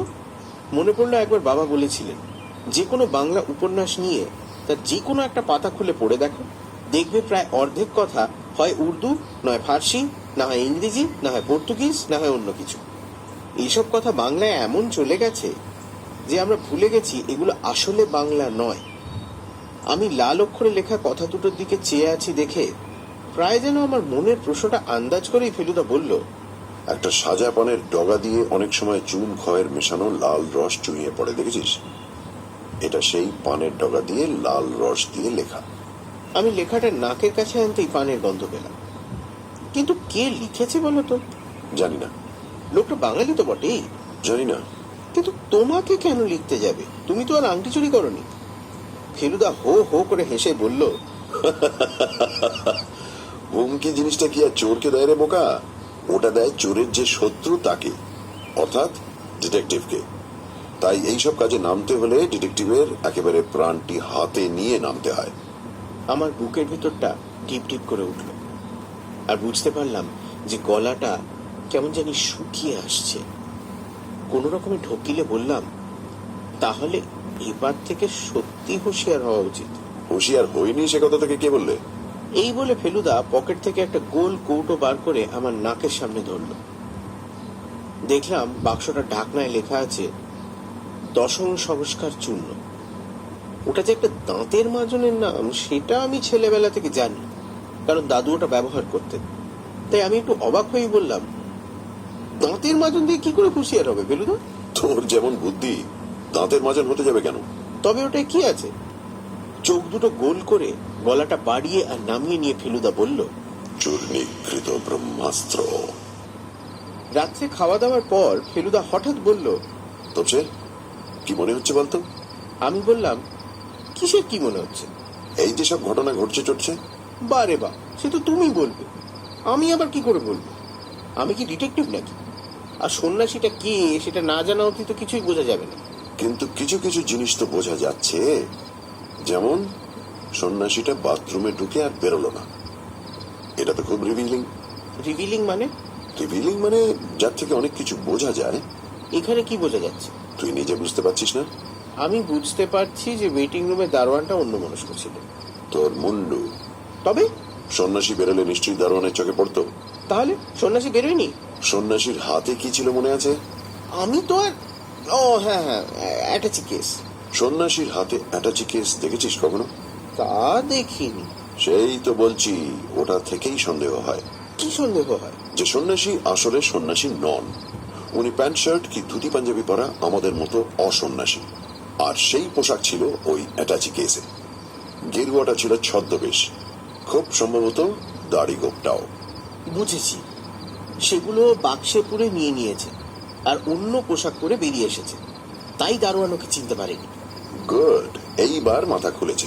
কিন্তু আজ সকালে তাহলে কে তোমার গায়ে কাগজ ছুঁড়ে মারলো? হয় ও নিজেই, না হয় ওর কোনো লোক স্টেশনের আশেপাশে ঘোরাফেরা করছিল। আমি যে একে তাকে সন্ন্যাসীর কথা জিজ্ঞেস করছি সেটা ও শুনেছিল, আর তাই হুমকি দিয়ে গেল। বুঝেছি, কিন্তু এছাড়া আর কোন রহস্য আছে কি? বাবা, বলিস কি? রহস্যের কোনো শেষ আছে নাকি? শ্রীবাস্তবকে স্ট্যান্ডার্ড গাড়িতে কে ফলো করলো? সেও কি ওই সন্ন্যাসী, না অন্য কেউ? গেটের বাইরে দাঁড়িয়ে চারমিনার আর পান খেতে খেতে কে ওয়াচ করছিল? পিয়ারিলাল কোন স্পাইয়ের কথা বলতে চেয়েছিল? বনবিহারী বাবু হিংস্র জানোয়ার পোষেন কেন? পিয়ারিলালের ছেলে বনবিহারী বাবুকে আগে কোথায় দেখেছে? সে আংটির ব্যাপার কতখানি জানে? রাত্রে বিছানায় শুয়ে এই সব রহস্যের কথাই ভাবছিলাম। ফেলুদা একটা নীল খাতায় কি যেন সব লিখল, তারপর 10:30টায় শুয়ে পড়ল। আর শোবার কিছুক্ষণ পরেই জোরে জোরে নিঃশ্বাস।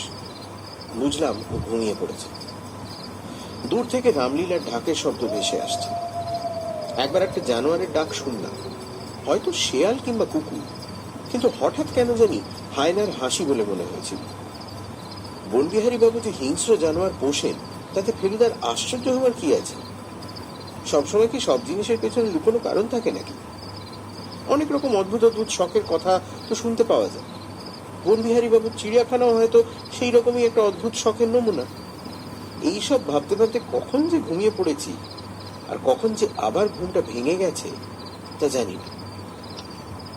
জাগতেই মনে হলো চারিদিক ভীষণ নিস্তব্ধ। ঢাকের বাজনা থেমে গেছে, কুকুর শেয়াল কিচ্ছু ডাকছে না, খালি ফেলুদার জোরে জোরে নিঃশ্বাস ফেলার শব্দ। আর মাথার পেছনে টেবিলের উপর রাখা টাইম পিসের টিক টিক শব্দ। আমার চোখটা পায়ের দিকে জানলায় চলে গেল। জানলা দিয়ে রোজ রাত্রে দেখেছি আকাশ আর আকাশের তারা দেখা যায়। আজ দেখি আকাশের অনেকখানি ঢাকা, একটা অন্ধকার মতো কি যেন জানলার প্রায় সমস্তটা জুড়ে দাঁড়িয়ে আছে। ঘুমের ঘোরটা পুরো কেটে যেতেই বুঝতে পারলাম সেটা একটা মানুষ। জানলার গড়ার ধরে দাঁড়িয়ে আমাদেরই ঘরের ভেতর দেখছে। যদিও ভয় করছিল সাংঘাতিক, তবু লোকটার দিক থেকে চোখ ফেরাতে পারলাম না। আকাশের তারা অল্প অল্প থাকলেও ঘরের ভেতর আলো নেই, তাই লোকটার মুখ দেখা অসম্ভব। কিন্তু এটা বুঝতে পারছিলাম যে তার মুখের নিচের দিকটা, মানে নাক থেকে থুতনি অবধি, একটা কালো কাপড়ে ঢাকা। এবার দেখলাম লোকটা ঘরের ভেতর হাত ঢুকিয়েছে। তবে শুধু হাত নয়, হাতে একটা লম্বা ডান্ডার মতো জিনিস রয়েছে। একটা মিষ্টি অথচ কড়া গন্ধ এইবার আমার নাকে এলো। একে ভয়েতেই প্রায় দমবন্ধ হয়ে আসছিল। এখন হাত পাও কিরকম যেন অবশ হয়ে আসতে লাগলো। আমার মনে যত জোর আছে সবটা একসঙ্গে করে শরীরটা প্রায় একদম না নাড়িয়ে আমার বাঁ হাতটা আমার পাশেই ঘুমন্ত ফেলুদার দিকে এগিয়ে দিলাম। আমার চোখ কিন্তু জানলার দিকে। লোকটা এখনো হাতটা বাড়িয়ে রয়েছে। গন্ধটা বেড়ে চলেছে। আমার মাথা ভো ভো করছে। আমার হাতটা ফেলুদার কোমরে ঠেকল। আমি একটা ঠেলা দিলাম। ফেলুদা একটু নড়ে উঠল। নড়তেই ক্যাচ করে খাটে একটা শব্দ হলো, আর সেই শব্দটা হতেই জানলার লোকটা হাওয়া। ফেলুদা ঘুমো ঘুমো গলায় বলল, কি হলো, খোঁজা পাচ্ছিস কেন? আমি শুকনো গলায় কোনো রকমে ঢোক গিলে বললাম, জানলায়। কে জানলায়? ইস, গন্ধ কিসের? বলেই ফেলুদা এক লাফে উঠে জানলার সামনে গিয়ে দাঁড়ালো। তারপর কিছুক্ষণ এক দৃষ্টে বাইরের দিকে চেয়ে থেকে ফিরে এসে বলল, কি দেখলি ঠিক করে বলতো? আমি তখনও প্রায় কাঠের মতো পড়ে আছি। কোনো মতে বললাম, একটা লোক, হাতের ডান্ডা, ঘরের ভেতর।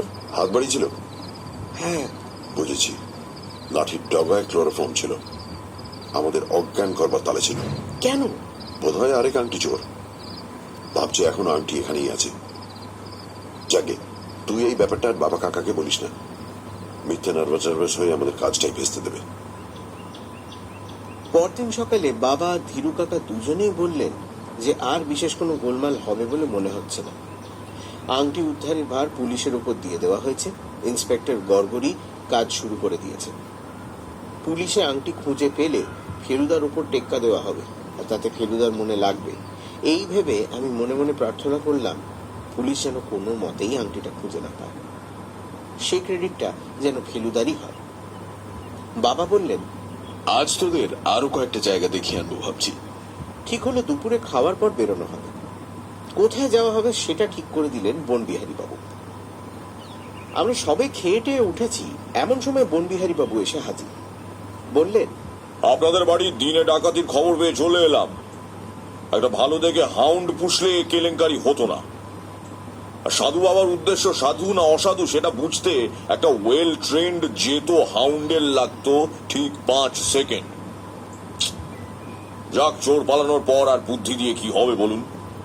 বনবিহারী বাবু সঙ্গে কাগজে মোড়া পান নিয়ে এসেছিলেন। বললেন, লখনৌ শহরের বেস্ট পান, খেয়ে দেখুন। এক বেনারস ছাড়া কোথাও পাবেন না এই জিনিস। আমি মনে মনে ভাবছি বনবিহারী বাবু যদি বেশিক্ষণ থাকেন তাহলে আমাদের বাইরে যাওয়াটা ভেস্তে যাবে। এমন সময় উনি নিজেই বললেন, বাড়িতে থাকছেন না বেরোচ্ছেন? বাবা বললেন, ভেবেছিলাম এদের নিয়ে একটা কিছু দেখিয়ে আনবো। ইমামবাড়া ছাড়া তো আর কিছুই দেখা হয়নি এখনো। রেসিডেন্সি দেখুনি এখনো? প্রশ্নটা আমাকেই করলেন ভদ্রলোক। আমি মাথা নেড়ে না বললাম। আরে চলো, আমার মতো গাইড পাবে না। মিউটিনি সম্বন্ধে আমার থরো নলেজ আছে। তারপর ধীরু কাকার দিকে ফিরে বললেন, আমার কেবল একটা জিনিস জানার কৌতূহল হচ্ছে, আংটিটা কোত্থেকে গেল? সিন্ধুকে রেখেছিলেন কি? ধীরু কাকা বললেন, না না, সিন্দুক তো আমার নেই। একটা গোদরেজের আলমারি খুলে নিয়ে গেছে। চাবিটা অবশ্যই আমার পকেটেই ছিল। বোধহয় ডুপ্লিকেট চাবি দিয়ে খুলেছে। শুনলাম বাক্সটা নাকি রেখে গেছে। হ্যাঁ। Very strange. বাক্স দেরাজে ছিল? হ্যাঁ, দেরাজ ভালো করে খুঁজে দেখেছেন তো? তন্ন তন্ন করে। কিন্তু একটা জিনিস তো করতে পারেন, আলমারির হাতলে বাক্সটার গায়ে ফিঙ্গারপ্রিন্ট আছে কিনা সেটা তো। থাকলে সবচেয়ে বেশি থাকবে আমারই আঙুলের ছাপ। ওতে সুবিধে হবে না। খাসা লোক ছিলেন বাবা পিয়ারিলাল।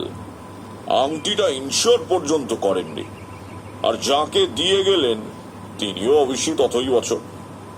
যাক, হাড়ের ডাক্তারের এবার হাড়ে হাড়ে শিক্ষা হয়েছে। এবারে আর আমাদের টাঙ্গায় যাওয়া হলো না। বনবিহারী বাবুর গাড়িতেই সবাই উঠে পড়লাম। ফেলুদা আর আমি সামনে ড্রাইভারের পাশে বসলাম। ক্লাইভ রোড দিয়ে যখন যাচ্ছি তখন বনবিহারী বাবু আমাদের দুজনকে উদ্দেশ্য করে বললেন, তোমরা এখানে এসে এমন একটা রহস্যের ব্যাপারে জড়িয়ে পড়বে ভেবেছিলে কি? আমি মাথা নেড়ে না বললাম। ফেলুদা খালি করে একটু হাসলো। বাবা বললেন, ফেলুবাবুর অবশ্যই পোয়াবার, কারণ ওর এসব বিষয়ে খুব ইন্টারেস্ট। ও হলো যাকে বলে শখের ডিটেকটিভ। বনবিহারী বাবু যেন খবরটা শুনে খুবই অবাক আর খুশি হলেন। বললেন, ব্রেনের ব্যায়ামের পক্ষে ওটা খুব ভালো জিনিস।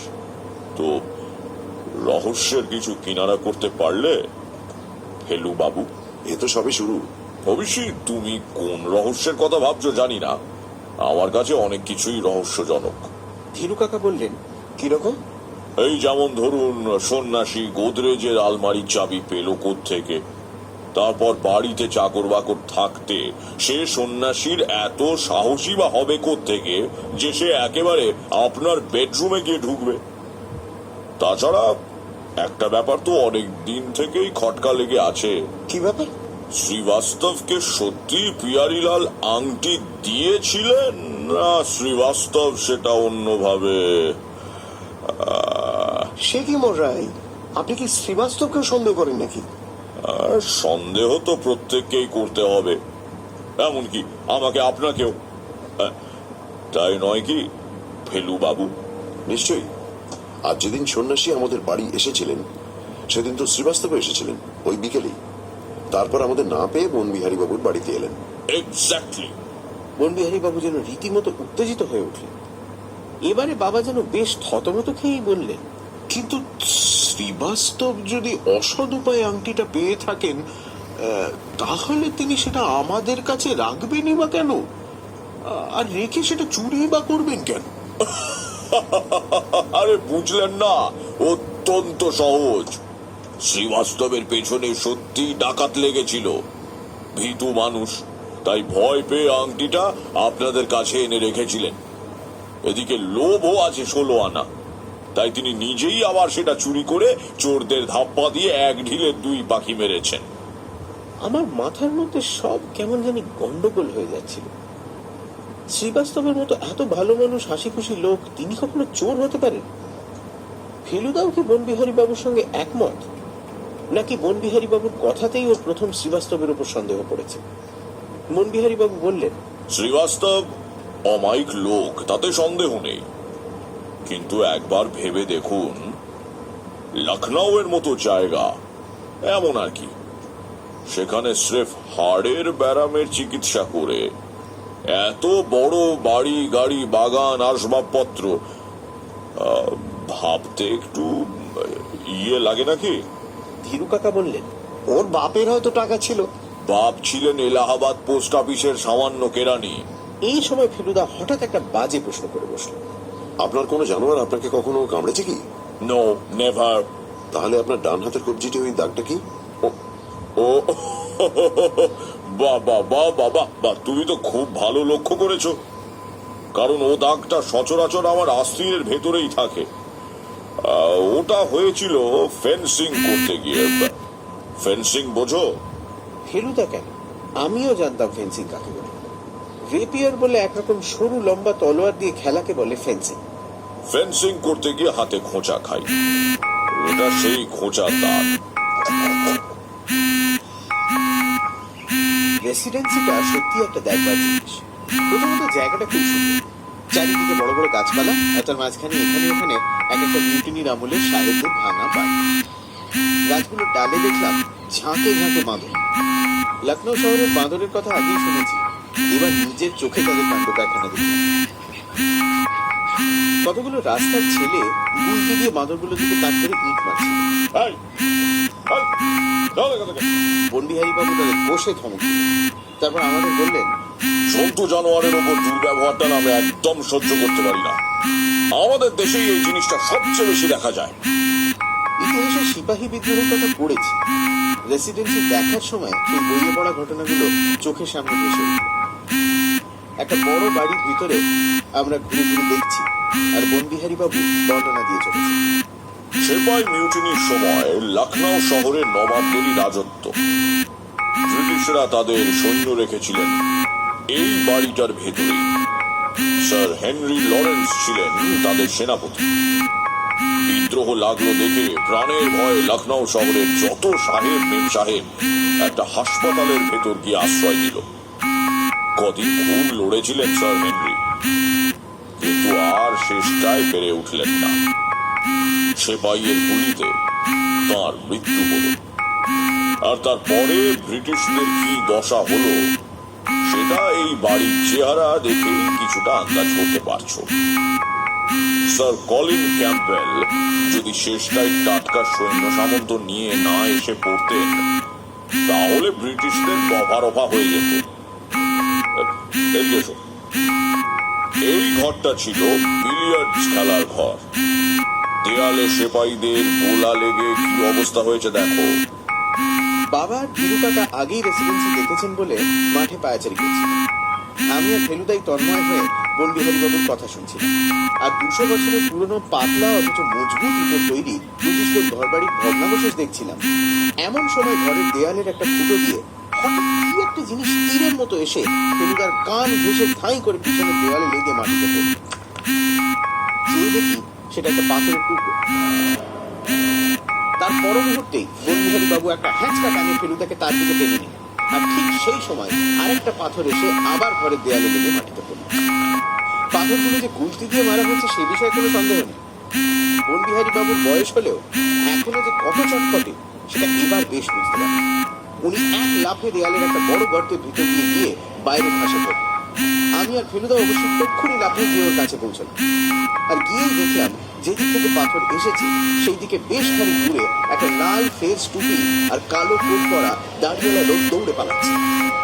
ফেলুদা আর এক মুহূর্ত সময় নষ্ট না করে সোজা লোকটার দিকে ছুটল। আমি ফেলুদার পেছন পেছন যাবো বলে পা বাড়িয়েছিলাম, কিন্তু বনবিহারী বাবু আমার জামার আস্তিনটা ধরে বললেন, তুমি এখনো স্কুল বয় তপেশ, তোমার সব গোলমালের মধ্যে না যাওয়াই ভালো। কিছুক্ষণ পরে ফেলুদা ফিরে এলো। বনবিহারী বাবু বললেন, ধরতে পারলে? না, অনেকটা ডিস্টেন্স। একটা কালো স্ট্যান্ডার্ড গাড়িতে উঠে বেরিয়েছে লোকটা। বনবিহারী বাবু চাপা গলায় বললেন, স্কাউন্ড্রেল। তারপর আমাদের দুজনের পিঠে হাত দিয়ে বললেন, চলো, আর এখানে থাকা ঠিক হবে না। একটু এগিয়ে গিয়ে বাবা আর ধীরুকাটার সঙ্গে দেখা হলো। বাবা বললেন, ফেলুয়া তো হাঁপাচ্ছ কেন? বনবিহারী বাবু বললেন, ওর বোধ হয় গোয়েন্দাগিরিটা বেশি না করাই ভালো। মনে হচ্ছে ওর পেছনে গুন্ডা লেগেছে। বাবা আর ধীরুকাটা দুজনেই ঘটনাটা শুনে বেশ ঘাবড়ে গেল। তখন বনবিহারী বাবু হাসতে হাসতে বললেন, আরে চিন্তা করবেন না, আমি রসিকতা করছিলাম। আসলে পাথরগুলো আমাকেই লক্ষ্য করে মারা হয়েছিল। ওই যে ছোকরাগুলোকে তখন ধমক দিলুম, এই হচ্ছে তারই প্রতিশোধ। তারপর ফেলুদার দিকে ঘুরে বললেন, তবে তাও বলছি ফেলুবাবু, তোমারও বয়সটা কাঁচাই। বিদেশ বিভুঁয়ে একটা গোলমালে জড়িয়ে পড়বে সেটা কি খুব ভালো হবে? এবার থেকে একটু খেয়াল করে চলো। কথাটা শুনে ফেলুদা চুপ করে রইল। গাড়ির দিকে হাঁটার সময় দুজনে একটু পেছিয়ে পড়েছিল। সেই সুযোগে ফেলুদাকে ফিসফিস করে বললাম, তোমাকে মারছিল না ওকে? ফেলুদা দাঁতে দাঁত চেপে বলল, ওকে মারলে কি উনি চুপ করে থাকতেন নাকি? হল্লা টল্লা করে রেসিডেন্সির বাকি কটা খসিয়ে দিতেন না? আমারও তাই মনে হয়। তবে একটা জিনিস পেয়েছি, লোকটা পালানোর সময় ফেলে দিয়েছিল। কি জিনিস? ফেলুদা পকেট থেকে একটা কালো জিনিস বার করে দেখা। ভালো করে দেখে বুঝলাম সেটা একটা নকল বই, আর তাতে এখনো শুকনো আঠা লেগে রয়েছে। বইটা আবার পকেটে রেখে ফেলুদা বলল, পাথরগুলো যে আমাকে মারা হয়েছে সেটা ভদ্রলোক খুব ভালোভাবেই জানেন। তাহলে বললেন না কেন? হয় আমাদের নার্ভাস করতে চান না, আর না হয় না হয় কি? ফেলুদা উত্তরের বদলে মাথা ঝাঁকিয়ে একটা তুড়ি মেরে বলল, কেসটা জমে আসছে রে তোপসে। তুই এখন থেকে আর আমাকে একদম ডিস্টার্ব করবি না। বাকি দিনটা ও আর একটাও কথা বলেনি আমার সঙ্গে। বেশিরভাগ সময় বাগানে পায়চারি করেছে, আর বাকি সময়টা ওর নীল নোট বইতে ভিজিভিজি কি সব লিখেছে। ও যখন বাগানে ঘুরছিল তখন আমি একবার লুকিয়ে লুকিয়ে বইটা খুলে দেখেছি, কিন্তু একটা অক্ষরও পড়তে পারি, কারণ সেরকম অক্ষর এর আগে আমি কখনো দেখি। টাঙ্গায় উঠে ফেলুদা গাড়োয়ানকে বলল, হজরতগঞ্জ। আমি বললাম, এটা আবার কোন জায়গা? এখানকার চৌরঙ্গি।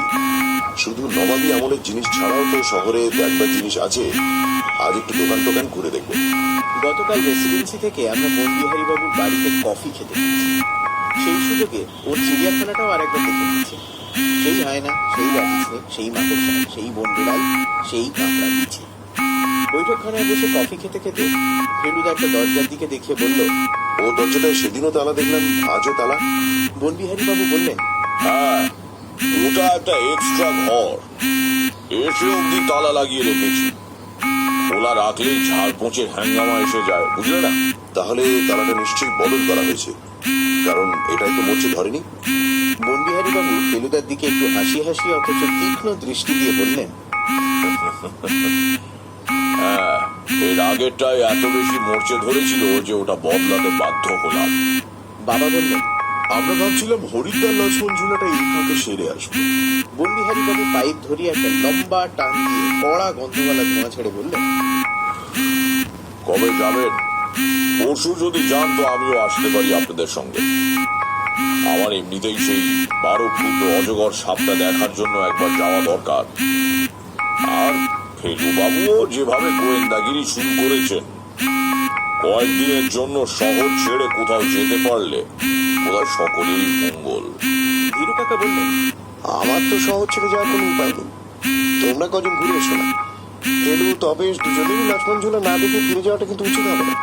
আমার সঙ্গে গেলে আপনাদের একটা সুবিধে হবে, আমার চেনা ধর্মশালা আছে। এমনকি হরিদ্বার থেকে লক্ষ্মণ ঝুলা যাওয়ার গাড়িরও ব্যবস্থা আমি চেনাশোনার মধ্যে থেকে করে দিতে পারবো। এখন আপনারা ব্যাপারটা ডিসাইড করুন। ঠিক হলো পরশু শুক্রবারই আমরা রওনা দেব। দুদিন আগে যদি বনবিহারী বাবু বলতেন আমাদের সঙ্গে যাবেন, তাহলে আমার খুব ভালোই লাগতো। কিন্তু আজ বিকেলে রেসিডেন্সির ঘটনার পর থেকে আমার লোকটা সম্বন্ধে মনে একটা কিরকম খটকা লেগে গেছে। তবুও যখন দেখলাম ফেলুদার খুব একটা আপত্তি নেই, তখন আমিও মনটাকে যাবার জন্য তৈরি করে নিলাম। আজ সকালে উঠে ফেলুদা বলল, দাড়িতে আমার ব্লেড ফুরিয়ে গেছে, ওখানে গিয়ে মুশকিলে পড়ে যাবো, চল ব্লেড কিনে আনবি। তাই দুজনে টাঙ্গা করে বেরিয়েছি। হজরতগঞ্জে নাকি সবকিছু পাওয়া যায়। কাল থেকেই দেখছি ফেলুদা আংটি নিয়ে আর কিছুই বলছে না। আজ সকালে ও যখন স্নান করতে গেছিল, তখন আমি আরেকবার ওর নোট বইটা খুলে দেখেছি, কিন্তু পড়তে পারি। অক্ষরগুলো এক একটা ইংরেজি মনে হয়, কিন্তু বেশিরভাগই আছে। গাড়িতে যেতে যেতে আর কৌতূহল চেপে রাখতে না পেরে ফেলুদাকে জিজ্ঞেস করে ফেললেন। ও প্রথমে লুকিয়ে ওর খাতা দেখবার জন্য দারুণ লেগে গেল। বলল, এইটা তুই একটা জঘন্য কাজ করেছিস, তোকে প্রায় ক্রিমিনাল বলা যেতে পারে। তারপর একটু নরম হয়ে বলল, তোর পক্ষে ওটা পড়ার চেষ্টা করার বৃথা, কারণ ও অক্ষর তোর জানা নেই। কি অক্ষর ওটা? গ্রিক ভাষাটাও গ্রিক? না, তবে ইংরেজি। তা তুমি গ্রিক অক্ষর শিখলে কি করে? সে অনেক দিনে শেখা, ফার্স্ট ইয়ারে থাকতে। আলফা, বিটা, গামা, ডেল্টা, পাই, মিউ, এপসাইলন এসব তো অঙ্কেতেই শিখেছি, আর বাকিগুলো শিখে নিয়েছিলাম এনসাইক্লোপিডিয়া ব্রিটানিকা থেকে। ইংরেজি ভাষাটা গ্রিক অক্ষরে লিখলে বেশ একটা সাংকেতিক ভাষা হয়ে যায়। এমনি লোকের কারোর সাধ্য নেই যে পড়ে। লখনৌ বানান কি হবে গ্রিকে? Lambda, epsilon, gamma, nu, omicron, epsilon. C আর ডাব্লিউটা গ্রিকে নেই, তাই বানানটা হচ্ছে LUKNO। আর ক্যালকাটা বানান? Kappa, alpha, lambda, kappa, epsilon, tau, tau, alpha. বাস রে বাস, তিনটে বানান করতে পিরিয়ড কাটা। চৌরঙ্গি বললে অবশ্য বাড়িয়ে বলা হয়, কিন্তু হজরতগঞ্জের দোকান টোকানগুলো বেশ ভালোই দেখতে। টাঙ্গার ভাড়া চুকিয়ে দিয়ে ফেলুদা আর আমি হাঁটতে আরম্ভ করলাম। ওই তো মনিহারি দোকান ফেলুদা, ওখানে নিশ্চয়ই ব্লেড পাওয়া যাবে। দাঁড়া, আমি একটা অন্য কাজ ছেড়ে নি। আরো কিছু দূর গিয়ে ফেলুদা হঠাৎ একটা দোকান দেখে সেটার দিকে এগিয়ে গেল। দোকানের সামনে লাল সাইনবোর্ডে সোনালী উঁচু উঁচু অক্ষর দিয়ে লেখা আছে, Malkani and company, antique and curio dealers. কাঁচের মধ্যে দিয়ে দোকানের ভিতরটা দেখেই বুঝতে পেরেছিলাম সেটা সব পুরনো আমলের জিনিসের দোকান। ঢুকে দেখি হরেক রকমের পুরনো জিনিসে দোকানটা গিজগিজ করছে। গয়নাগাটি, কার্পেট, ঘড়ি, চেয়ার, টেবিল, ঝাড় লণ্ঠন, বাঁধানো ছবি, আরো কত কি। পাকা চুলওয়ালা সোনার চশমা পরা একজন বুড়ো ভদ্রলোক আমাদের দিকে এগিয়ে এলেন। ফেলুদা বলল, বাদশাদের আমলের গয়নাগাটি কিছু আছে আপনাদের এখানে? গয়না তো নেই, তবে মোগল আমলে ঢাল তলোয়ার, জাজিম, বর্ম এই সব কিছু আছে, দেখাবো? ফেলুদা একটা কাঁচের আতরদান হাতে নিয়ে দেখতে দেখতে বলল, পিয়ারিলালের কাছে কিছু মুঘল আমলের গয়না দেখেছিলাম। তিনি তো আপনার খুব বড় খদ্দের ছিলেন, তাই না? ভদ্রলোক যেন অবাক হল। বড় খদ্দের? কোন প্যারি? কেন, পিয়ারিলাল সেট, যিনি কিছুদিন আগে মারা গেলেন? মালকানি মাথা নেড়ে বললেন, আমার কাছ থেকে কখনোই কিছু কেনেননি তিনি। আর আমার চেয়ে বড় দোকান এখানে আর নেই। আইসি, তাহলে বোধহয় যখন কলকাতা ছিলেন তখন কিনেছিলেন। তাই হবে। এখানে বড় খদ্দের বলতে কাকে বলেন আপনি? মালকানির মুখ দেখে বুঝলাম বড় খদ্দের তার খুব বেশি নেই। বললেন, বিদেশি টুরিস্ট এসে মাঝে মাঝে ভালো জিনিস ভালো দামে কিনে নিয়ে যায়। এখানে খদ্দের বলতে মিস্টার মেহতা আছেন, মাঝে মাঝে এটা সেটা নেন। আর মিস্টার পেস্টেনজি আমার অনেক দিনের খদ্দের। সেদিন 3,000 টাকার একটা কার্পেট কিনে নিয়ে গেছে, খাস ইরানের জিনিস। ফেলুদা হঠাৎ একটা হাতির দাঁতের তৈরি নৌকোর দিকে আঙুল দেখিয়ে বলল, ওটা বাংলাদেশের জিনিস না? মুর্শিদাবাদ। দেখেছিস তপসে, বজরাটা কেমন বানিয়েছে? সত্যি এত সুন্দর হাতির দাঁতের কাজ করা নৌকো আমি কখনো দেখিনি। বজরার ছাতে শামিয়ানার তলায় নবাব বসে গড়গড়া টানছে। তার দুপাশে পাত্র মিত্র সভাসদ সব বসে আছে, আর সামনে নাচ গান হচ্ছে। 16 জন দাঁড় বাইছে, আর একটা লোক হাল ধরে বসে আছে। তাছাড়া সেপাই বরকন্দাজ সবকিছুই আছে, আর সবকিছুই এত নিখুঁত ভাবে করা হয়েছে যে দেখলে তাক লেগে যায়। ফেলুদা বলল, এটা কোথেকে পেলেন? ওটা বেচলেন মিস্টার সরকার। কোন মিস্টার সরকার? মিস্টার বি সরকার, যিনি বাদশাহনগরে থাকেন। উনি মাঝে মাঝে এটা সেটা কিনে নিয়ে যান। ভালো জিনিস আছে ওর কাছে। ঠিক আছে, থ্যাংক ইউ। আপনার দোকান ভারী ভালো লাগলো। Good day. Good day sir. বাইরে এসে ফেলুদা বলল, বন বিহারী সরকারের তাহলে এসব দোকানে যাতায়াত আছে। অবশ্যই সে সন্দেহটা আমার আগেই হয়েছিল। কিন্তু উনি যে বলেছিলেন এসব ব্যাপারে ওর কোনো ইন্টারেস্ট নেই। ইন্টারেস্ট না থাকলে পাথর দেখিয়ে কেউ বলতে পারে সেটা আসল কি নকল? মালকানি ব্রাদার্সের সামনে দেখি এম্পায়ার বুক স্টল বলে একটা বইয়ের দোকান। ফেলুদা বলল, তোর হরিদ্বার লক্ষ্মণ ঝুলা সম্বন্ধে একটা বই কেনা হয়। তাই আমরা দোকানটায় ঢুকলাম, আর ঢুকেই দেখি প্যারিলালের ছেলে মহাবীর। ফেলুদা ফিসফিস করে বলল, ক্রিকেটের বই কিনছে, ভেরি গুড। মহাবীর আমাদের দিকে পিঠ করে দাঁড়িয়ে বই কিনছিল, তাই আমাদের দেখতে পাই। ফেলুদা দোকানদারের দিকে এগিয়ে গিয়ে বলল, নেভিল কার্টাসের কোনো বই আছে আপনাদের? বলতেই মহাবীর ফেলুদার দিকে ফিরে তাকান। আমি জানতাম নেভিল কার্টাস ক্রিকেট সম্বন্ধে খুব ভালো ভালো বই লিখেছে। দোকানদার বলল, কোন বইটা খুঁজছেন বলুন তো? সেঞ্চুরি বইটা আছে? আজকে না, তবে অন্য বই দেখাতে পারেন। মহাবীর মুখে হাসি নিয়ে ফেলুদার দিকে এগিয়ে এসে বলল, আপনার বুঝি ক্রিকেটে ইন্টারেস্ট?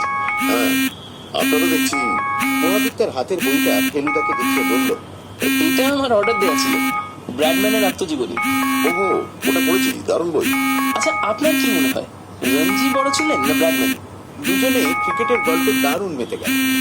কিছুক্ষণ দাঁড়িয়ে কথা বলার পর মহাবীর বলল, কাছে কোয়ালিটি আছে, আসুন না একটু বসে চা খাই। ফেলুদা আপত্তি করল। আমরা তিনজনে গিয়ে কোয়ালিটিতে ঢুকলাম। ওরা দুজনে চা আর আমি কোকা কোলা অর্ডার দিলাম। মহাবীর বলল, আপনি নিজে ক্রিকেট খেলেন? খেলতাম, স্লো স্পিন বল দিতাম, লখনৌ ক্রিকেট খেলে গেছি। আর আপনি? আমি দুই স্কুলে ফার্স্ট 11-এ খেলেছি। বাবাও স্কুলে থাকতে শুনেছি ভালো খেলতেন। প্যারিলালের কথা বলে মহাবীর কেমন যেন গম্ভীর হয়ে গেল। ফেলুদা চা ঢালতে ঢালতে বলল, আপনি আন্টির ঘটনাটা জানেন নিশ্চয়ই? হ্যাঁ, ডক্টর শ্রীবাস্তবের বাড়িতে গিয়েছিলাম, উনি বললেন। আপনার বাবার যে আন্টি ছিল আর উনি যে সেটা শ্রীবাস্তবকে দিয়েছিলেন সেটা আপনি জানতেন তো? বাবা আমাকে অনেকদিন আগেই বলেছিলেন যে আমাকে ভালো করে দেবার জন্য শ্রীবাস্তবকে উনি কিছু একটা দিতে চান, কিন্তু সেটা কি সেটা অবশ্যই আমি বাবা মারা যাবার পরেই শ্রীবাস্তবের কাছে জানতে পেরেছি। তারপর হঠাৎ ফেলুদার দিকে তাকিয়ে মহাবীর বলল, কিন্তু আপনি এ ব্যাপারে এত ইন্টারেস্ট নিচ্ছেন কেন? ফেলুদা একটু হেসে বলল, ওটা আমার একটা শখের ব্যাপার। মহাবীর চায়ে চুমুক দিয়ে একটু যেন অন্যমনস্ক হয়ে পড়ল। ফেলুদা বলল, আপনার বাড়িতে আর কে কে থাকেন? আমার এক বুড়ি পিসিমা আছেন, আর চাকর বাকর। চাকর বাকর কি পুরনো? সবাই আমার জন্মের আগে থেকেই আছেন, অর্থাৎ কলকাতায় থাকার সময় থেকে প্রীতম সিং বেয়ারা আছে। হ্যাঁ, তা প্রায় আজ 35 বছর। আংটিটার মতো আর কোনো জিনিস আপনার বাবার কাছে ছিল? বাবার এই শখটার কথা আমি প্রায় ভুলেই গিয়েছিলাম, জানেন। এটা অনেকদিন আগের ব্যাপার, তখন আমি খুবই ছোট। এবার এসে এই সেদিন বাবার একটা সিন্দুক খুলেছিলাম, তাতে বাদশাহী আমলের আরো কিছু জিনিস পেয়েছি। তবে আংটিটার মতো অত দামি বোধহয় আর কোনটাই নয়। আমি স্ট্র দিয়ে আমার ঠান্ডা কোকাকোলা চুমুক দিলাম। মহাবীর একটুক্ষণ চুপ করে থেকে গলাটা একটু নামিয়ে নিয়ে বলল, প্রীতম সিং একটা অদ্ভুত কথা বলেছে আমাকে। ফেলুদা চুপ করে অপেক্ষা করতে লাগলো। রেস্টুরেন্টের চারিদিকে একবার চোখ বুলিয়ে নিয়ে ফেলুদার দিকে একটু ঝুঁকে পড়ে মহাবীর বলল, বাবার যেদিন দ্বিতীয়বার হার্ট অ্যাটাক হলো সেদিন সকালে অ্যাটাকটা হবার জাস্ট কিছু আগেই প্রীতম সিং বাবার ঘর থেকে বাবারই গলায় একটা আর্তনাদ শুনতে পেয়েছিল। বটে। কিন্তু প্রীতম সিং তখন খুব বিচলিত হয়নি, কারণ বাবার মাঝে মধ্যেই কোমরে একটা ব্যথা হতো। তখন চেয়ার বা বিছানা থেকে উঠে দাঁড়াবার সময় উনি একটা আর্তনাদ করতেন, কিন্তু তা সত্ত্বেও কারো সাহায্য নিতেন না। প্রীতম সিং প্রথমে ভেবেছিল ব্যথার জন্যই উনি চিৎকার করছেন, কিন্তু এখন বলে যে ওর হয়তো ভুল হতে পারে, কারণ চিৎকারটা বেশ জোরে হয়েছিল। আচ্ছা, সেদিন আপনার বাবার সঙ্গে কেউ দেখা করতে গিয়েছিলেন কিনা সে খবর আপনি জানেন? প্রীতম সিং এর কিছু মনে আছে কি?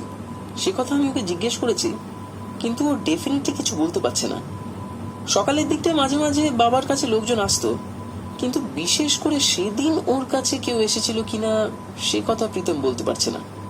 প্রীতম যখন বাবার ঘরে গিয়েছিল তখন ওর অবস্থা খুবই খারাপ, আর তখন ঘরে অন্য কোনো লোকও ছিল না।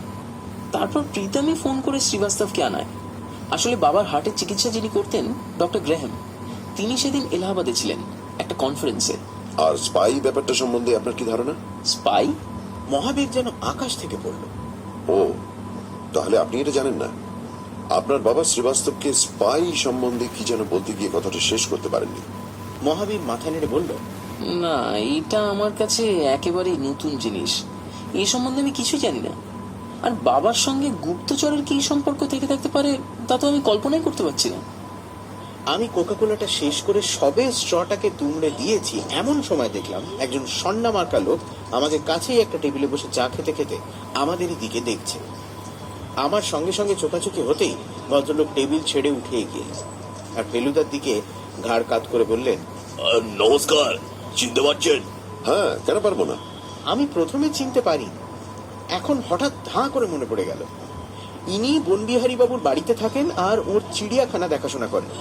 ভদ্রলোকের থুতনিতে একটা তুলোর ওপর দুটো স্টিকিং প্লাস্টার ক্রসের মতো লাগানো আছে, বোধহয় দাড়ি কামাতে গিয়ে কেটে গেছে।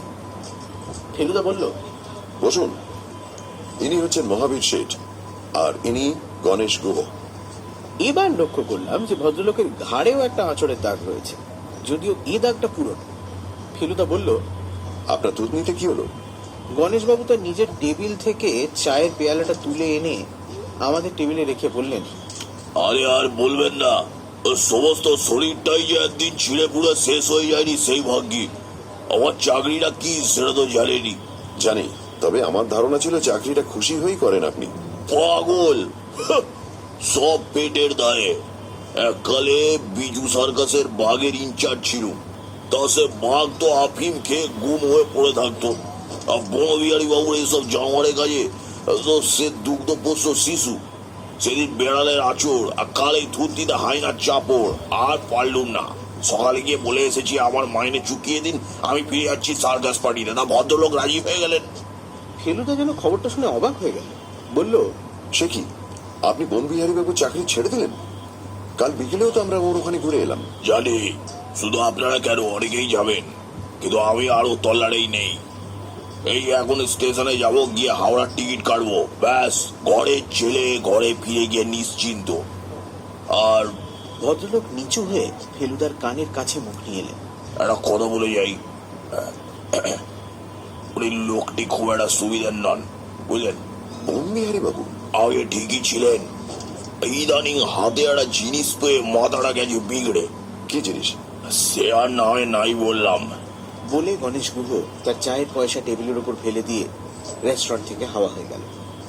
ফেলুদা এবার মহাবীরের দিকে ফিরে বললেন, আপনি দেখেছেন বনবিহারী বাবুর চিড়িয়াখানা? ইচ্ছে ছিল যাওয়ার, কিন্তু যাওয়া হয়নি। বাবার আপত্তি ছিল, ওই ধরনের জানোয়ার টানোয়ার উনি একদম পছন্দ করতেন না। হ্যাঁ, একটা আরশোলা দেখলেই বাবার প্রায় হার্ট প্যালপিটেশন হয়ে যেত। তবে এবার ভাবছি একদিন দেখে আসবো। মহাবীর তুড়ি মেরে বেয়ারাকে ডাকলো। ফেলুদা অবশ্যই চায়ের দামটা দিতে চেয়েছিল, কিন্তু মহাবীর দিতে দিল না। আমি মনে মনে ভাবলাম যে ফিল্মের অ্যাক্টরের অনেক টাকা, কাজেই মহাবীর দিলে কোনো ক্ষতি নেই। বিলটা দেবার পর মহাবীর তার সিগারেটের প্যাকেটটা বার করে ফেলুদার দিকে এগিয়ে দিল। দেখলাম প্যাকেটটা চারমিনারে। আপনি কদিন আছেন? পরশু দিন দুয়েকের জন্য হরিদ্বার যাচ্ছি, তারপর ফিরে এসে বাকি এ মাসটা আছি। আপনারা সবাই যাচ্ছেন হরিদ্বার? ধীরেন বাবুর কাজ আছে, তাই উনি যাবেন না। আমরা তিনজন যাচ্ছি, আর বোধহয় বনবিহারী বাবু। উনি লক্ষ্মণ ঝুলায় একটা অজগরের সন্ধানে যাচ্ছেন। রেস্টুরেন্টের বাইরে এসে পড়লাম। মহাবীর বলল, আমার কিন্তু গাড়ি আছে, আমি লিফট দিতে পারি। ফেলুদা ধন্যবাদ দিয়ে বলল, না থাক, মোটর তো কলকাতায় হামেশাই চড়ি, এখানে টানাটা বেড়ে লাগছে। এবার মহাবীর ফেলুদার কাছে এসে ওর হাতটা নিজের হাতের মুঠোয় নিয়ে বলল, আপনার সঙ্গে আলাপ করে সত্যি ভালো লাগলো। একটা কথা আপনাকে বলছি, যদি জানতে পারি যে বাবার মৃত্যু স্বাভাবিকভাবে হয়নি, তার জন্য অন্য কেউ দায়ী, তাহলে সেই অপরাধী খুনিকে খুঁজে বার করে তার প্রতিশোধ আমি নেবই। আমার বয়স বেশি না হতে পারে, কিন্তু আমি 4 বছর মিলিটারি একাডেমিতে ছিলাম, রিভলভারের লাইসেন্স আছে, আর আমার মতো অব্যর্থ টিপ খুব বেশি লোকের নেই। Good bye.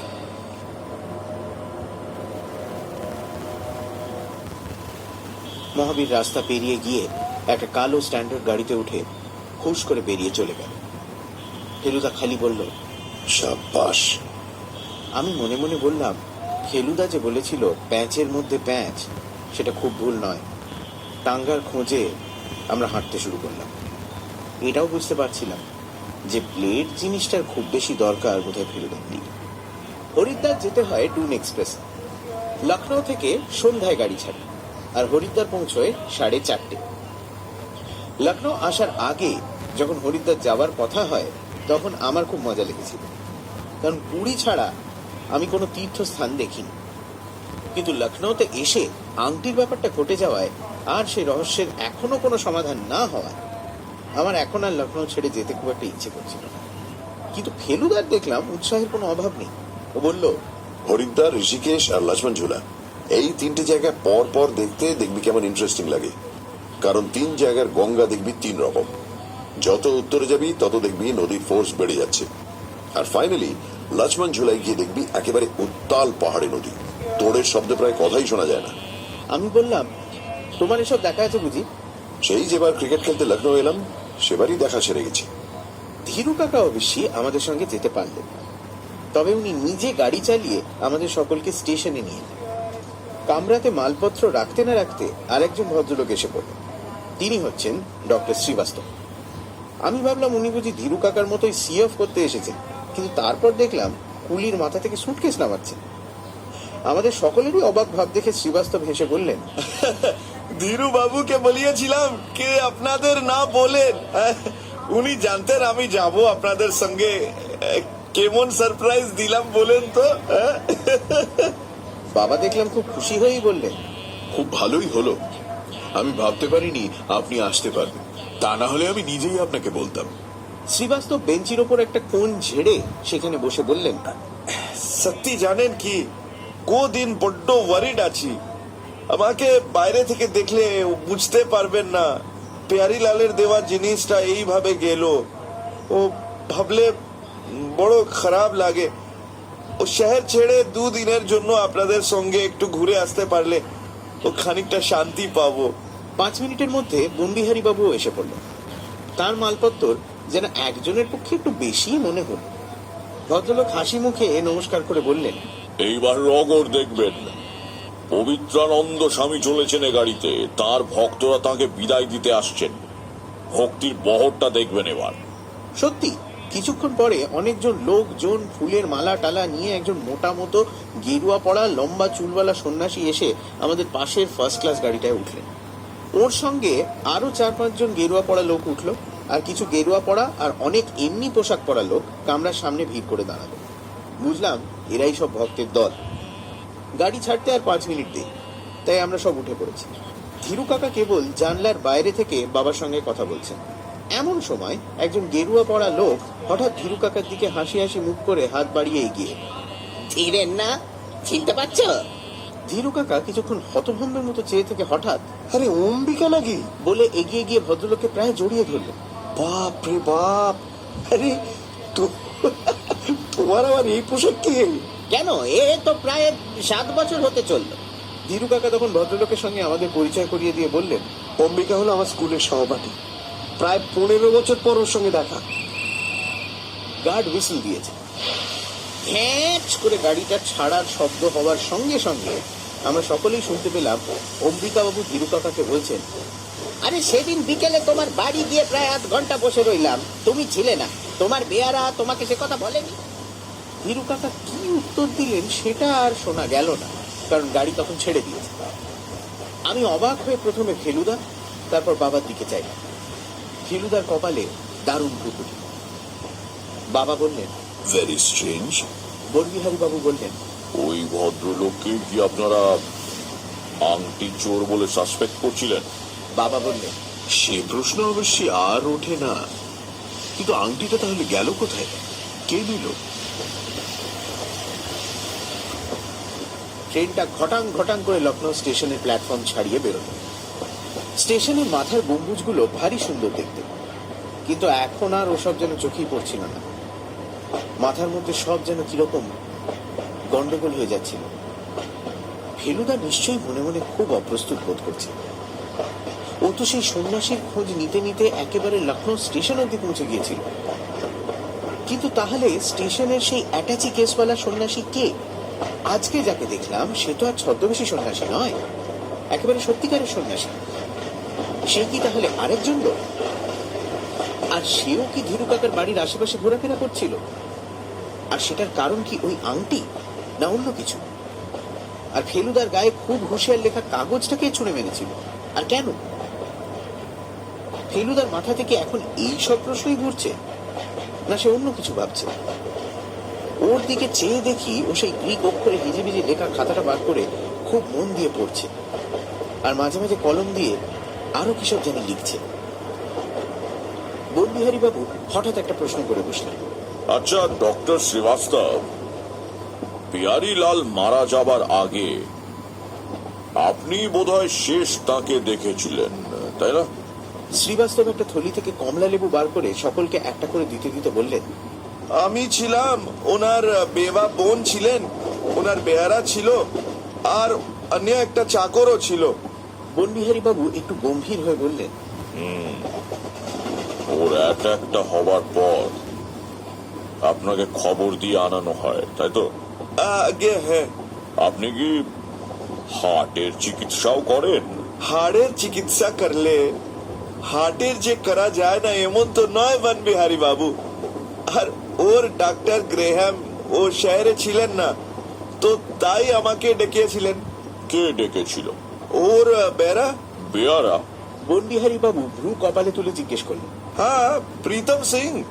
ও অনেক দিনের লোক, খুব বুদ্ধিমান, বিশ্বাস ওর কাজের লোক। বনবিহারী বাবু মুখ থেকে পাইপ নামিয়ে কমলা লেবুর একটা কোয়া মুখে পুরে দিয়ে বললেন, আপনি বলেছেন পিয়ারিলাল আংটিটা দিয়েছেন প্রথম অ্যাটাকের পর, আর দ্বিতীয় অ্যাটাকের পর আপনাকে ডাকা হয়, আর সেই অ্যাটাকেই তার মৃত্যু হয়। হ্যাঁ। আংটিটা দেবার সময় ঘরে কেউ ছিল কি?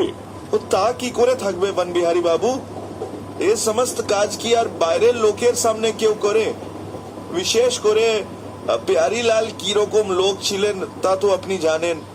ও ঢাক বাজিয়ে নোবেল কাজ করার লোক তিনি একদম ছিলেন না। ও ওনার কত সিক্রেট চ্যারিটি আছে তা আপনি জানেন। লাখ লাখ রুপিয়া হাসপাতালে, অনাথ আশ্রমে দান করেছেন, কিন্তু কোনো কাগজে তার বিষয়ে কখনো কিছু বেরোয়নি। শ্রীবাস্তব বনবিহারী বাবুর দিকে কিছুক্ষণ চেয়ে থেকে বললেন, আপনি কি আমার কথা বিশ্বাস করছেন? আসলে ব্যাপারটা কি জানেন, এই আংটি দেওয়ার ঘটনার অন্তত একজন সাক্ষী রাখলে আপনি বুদ্ধিমানের কাজ করতেন। এমন একটা মূল্যবান জিনিস হাত বদল হলো, অথচ কেউ জানতে পারলো না। শ্রীবাস্তব একটুক্ষণ গম্ভীর থেকে হঠাৎ হো হো করে হেসে বললেন, বাহ বাহ বাহ বনবিহারী বাবু, বাহ! আমি প্যারি লালের আংটি চুরি করলাম, আমি ধীরেন বাবুর কাছে সেটা রাখলাম, আবার আমি সেটা ধীরেন বাবুর বাড়ি থেকে চুরি করলাম। अरे वंडरफुल। বনবিহারী বাবু তার মুখের ভাব একটুও না বদলিয়ে বললেন, আপনি বুদ্ধিমানের কাজই করেছেন, আমি হলেও তাই করতাম। কারণ আপনার বাড়িতে ডাকাত পড়াতে আপনি সত্যি ভয় পেয়েছিলেন, তাই আংটিটা ধীরুবাবুর কাছে রাখতে দিয়েছিলেন। তারপর ধীরুবাবু আলমারি থেকে সরিয়ে সেটা আবার নিজের কাছে রেখে ভাবছেন এইবার ডাকাতের হাত থেকে রেহাই পাওয়া গেল। কি বলো ফেলু মাস্টার, আমার গোয়েন্দাগিরিটা কি হাত উড়িয়ে দেবার মতো? ফেলুদা তার খাতা বন্ধ করে কমলা লেবুর খোসা ছাড়াতে ছাড়াতে বলল, ডাক্তার শ্রীবাস্তব যে মহাবীরকে প্রায় দুরারোগ্য ব্যারাম থেকে বাঁচিয়ে তুলেছিলেন, তার কি কোনো সাক্ষীর অভাব আছে? না, তা হয়তো নেই। আমি বিশ্বাস করি আংটির দাম যত লাখ টাকাই হোক না কেন, একটি ছেলের জীবনের মূল্যের চেয়ে তার মূল্য বেশি নয়। শ্রীবাস্তব যদি আংটিটা চুরি করে থাকেন তাহলে তার অপরাধ নিশ্চয়ই আছে, কিন্তু এখন যারা ওর আংটির পেছনে লেগেছে তাদের অপরাধ আরো অনেক বেশি, কারণ তারা একেবারে খাঁটি চোর এবং খুব ডেঞ্জারাস জাতের চোর। বুঝেছি। বনবিহারী বাবুর গলার স্বর গম্ভীর। তাহলে তুমি বিশ্বাস করো না যে শ্রীবাস্তবের কাছেই এখনো আংটিটা আছে? না, করি না। আমার কাছে তার প্রমাণ আছে। কামরা সকলেই চুপ। আমি অবাক হয়ে ফেলুদার দিকে চাই। বনবিহারী বাবু কিছুক্ষণ ফেলুদার দিকে চেয়ে থেকে বললেন, কি প্রমাণ আছে তা জিজ্ঞেস করতে পারি কি? জিজ্ঞেস নিশ্চয়ই করতে পারেন, কিন্তু উত্তর এখন পাবেন না, তার সময় এখন আসেনি। আমি ফেলুদাকে এরকম জোরের সঙ্গে কথা বলতে এর আগে কখনো শুনিনি। বনবিহারী বাবু আবার ঠাট্টা সুরে বললেন, আমি বেঁচে থাকতে সে উত্তর পাবো তো? হ্যাঁ, আশা তো করছি একটা স্পাই এর রহস্য আছে, সেটার সমাধান হলেই পাবেন। স্পাই?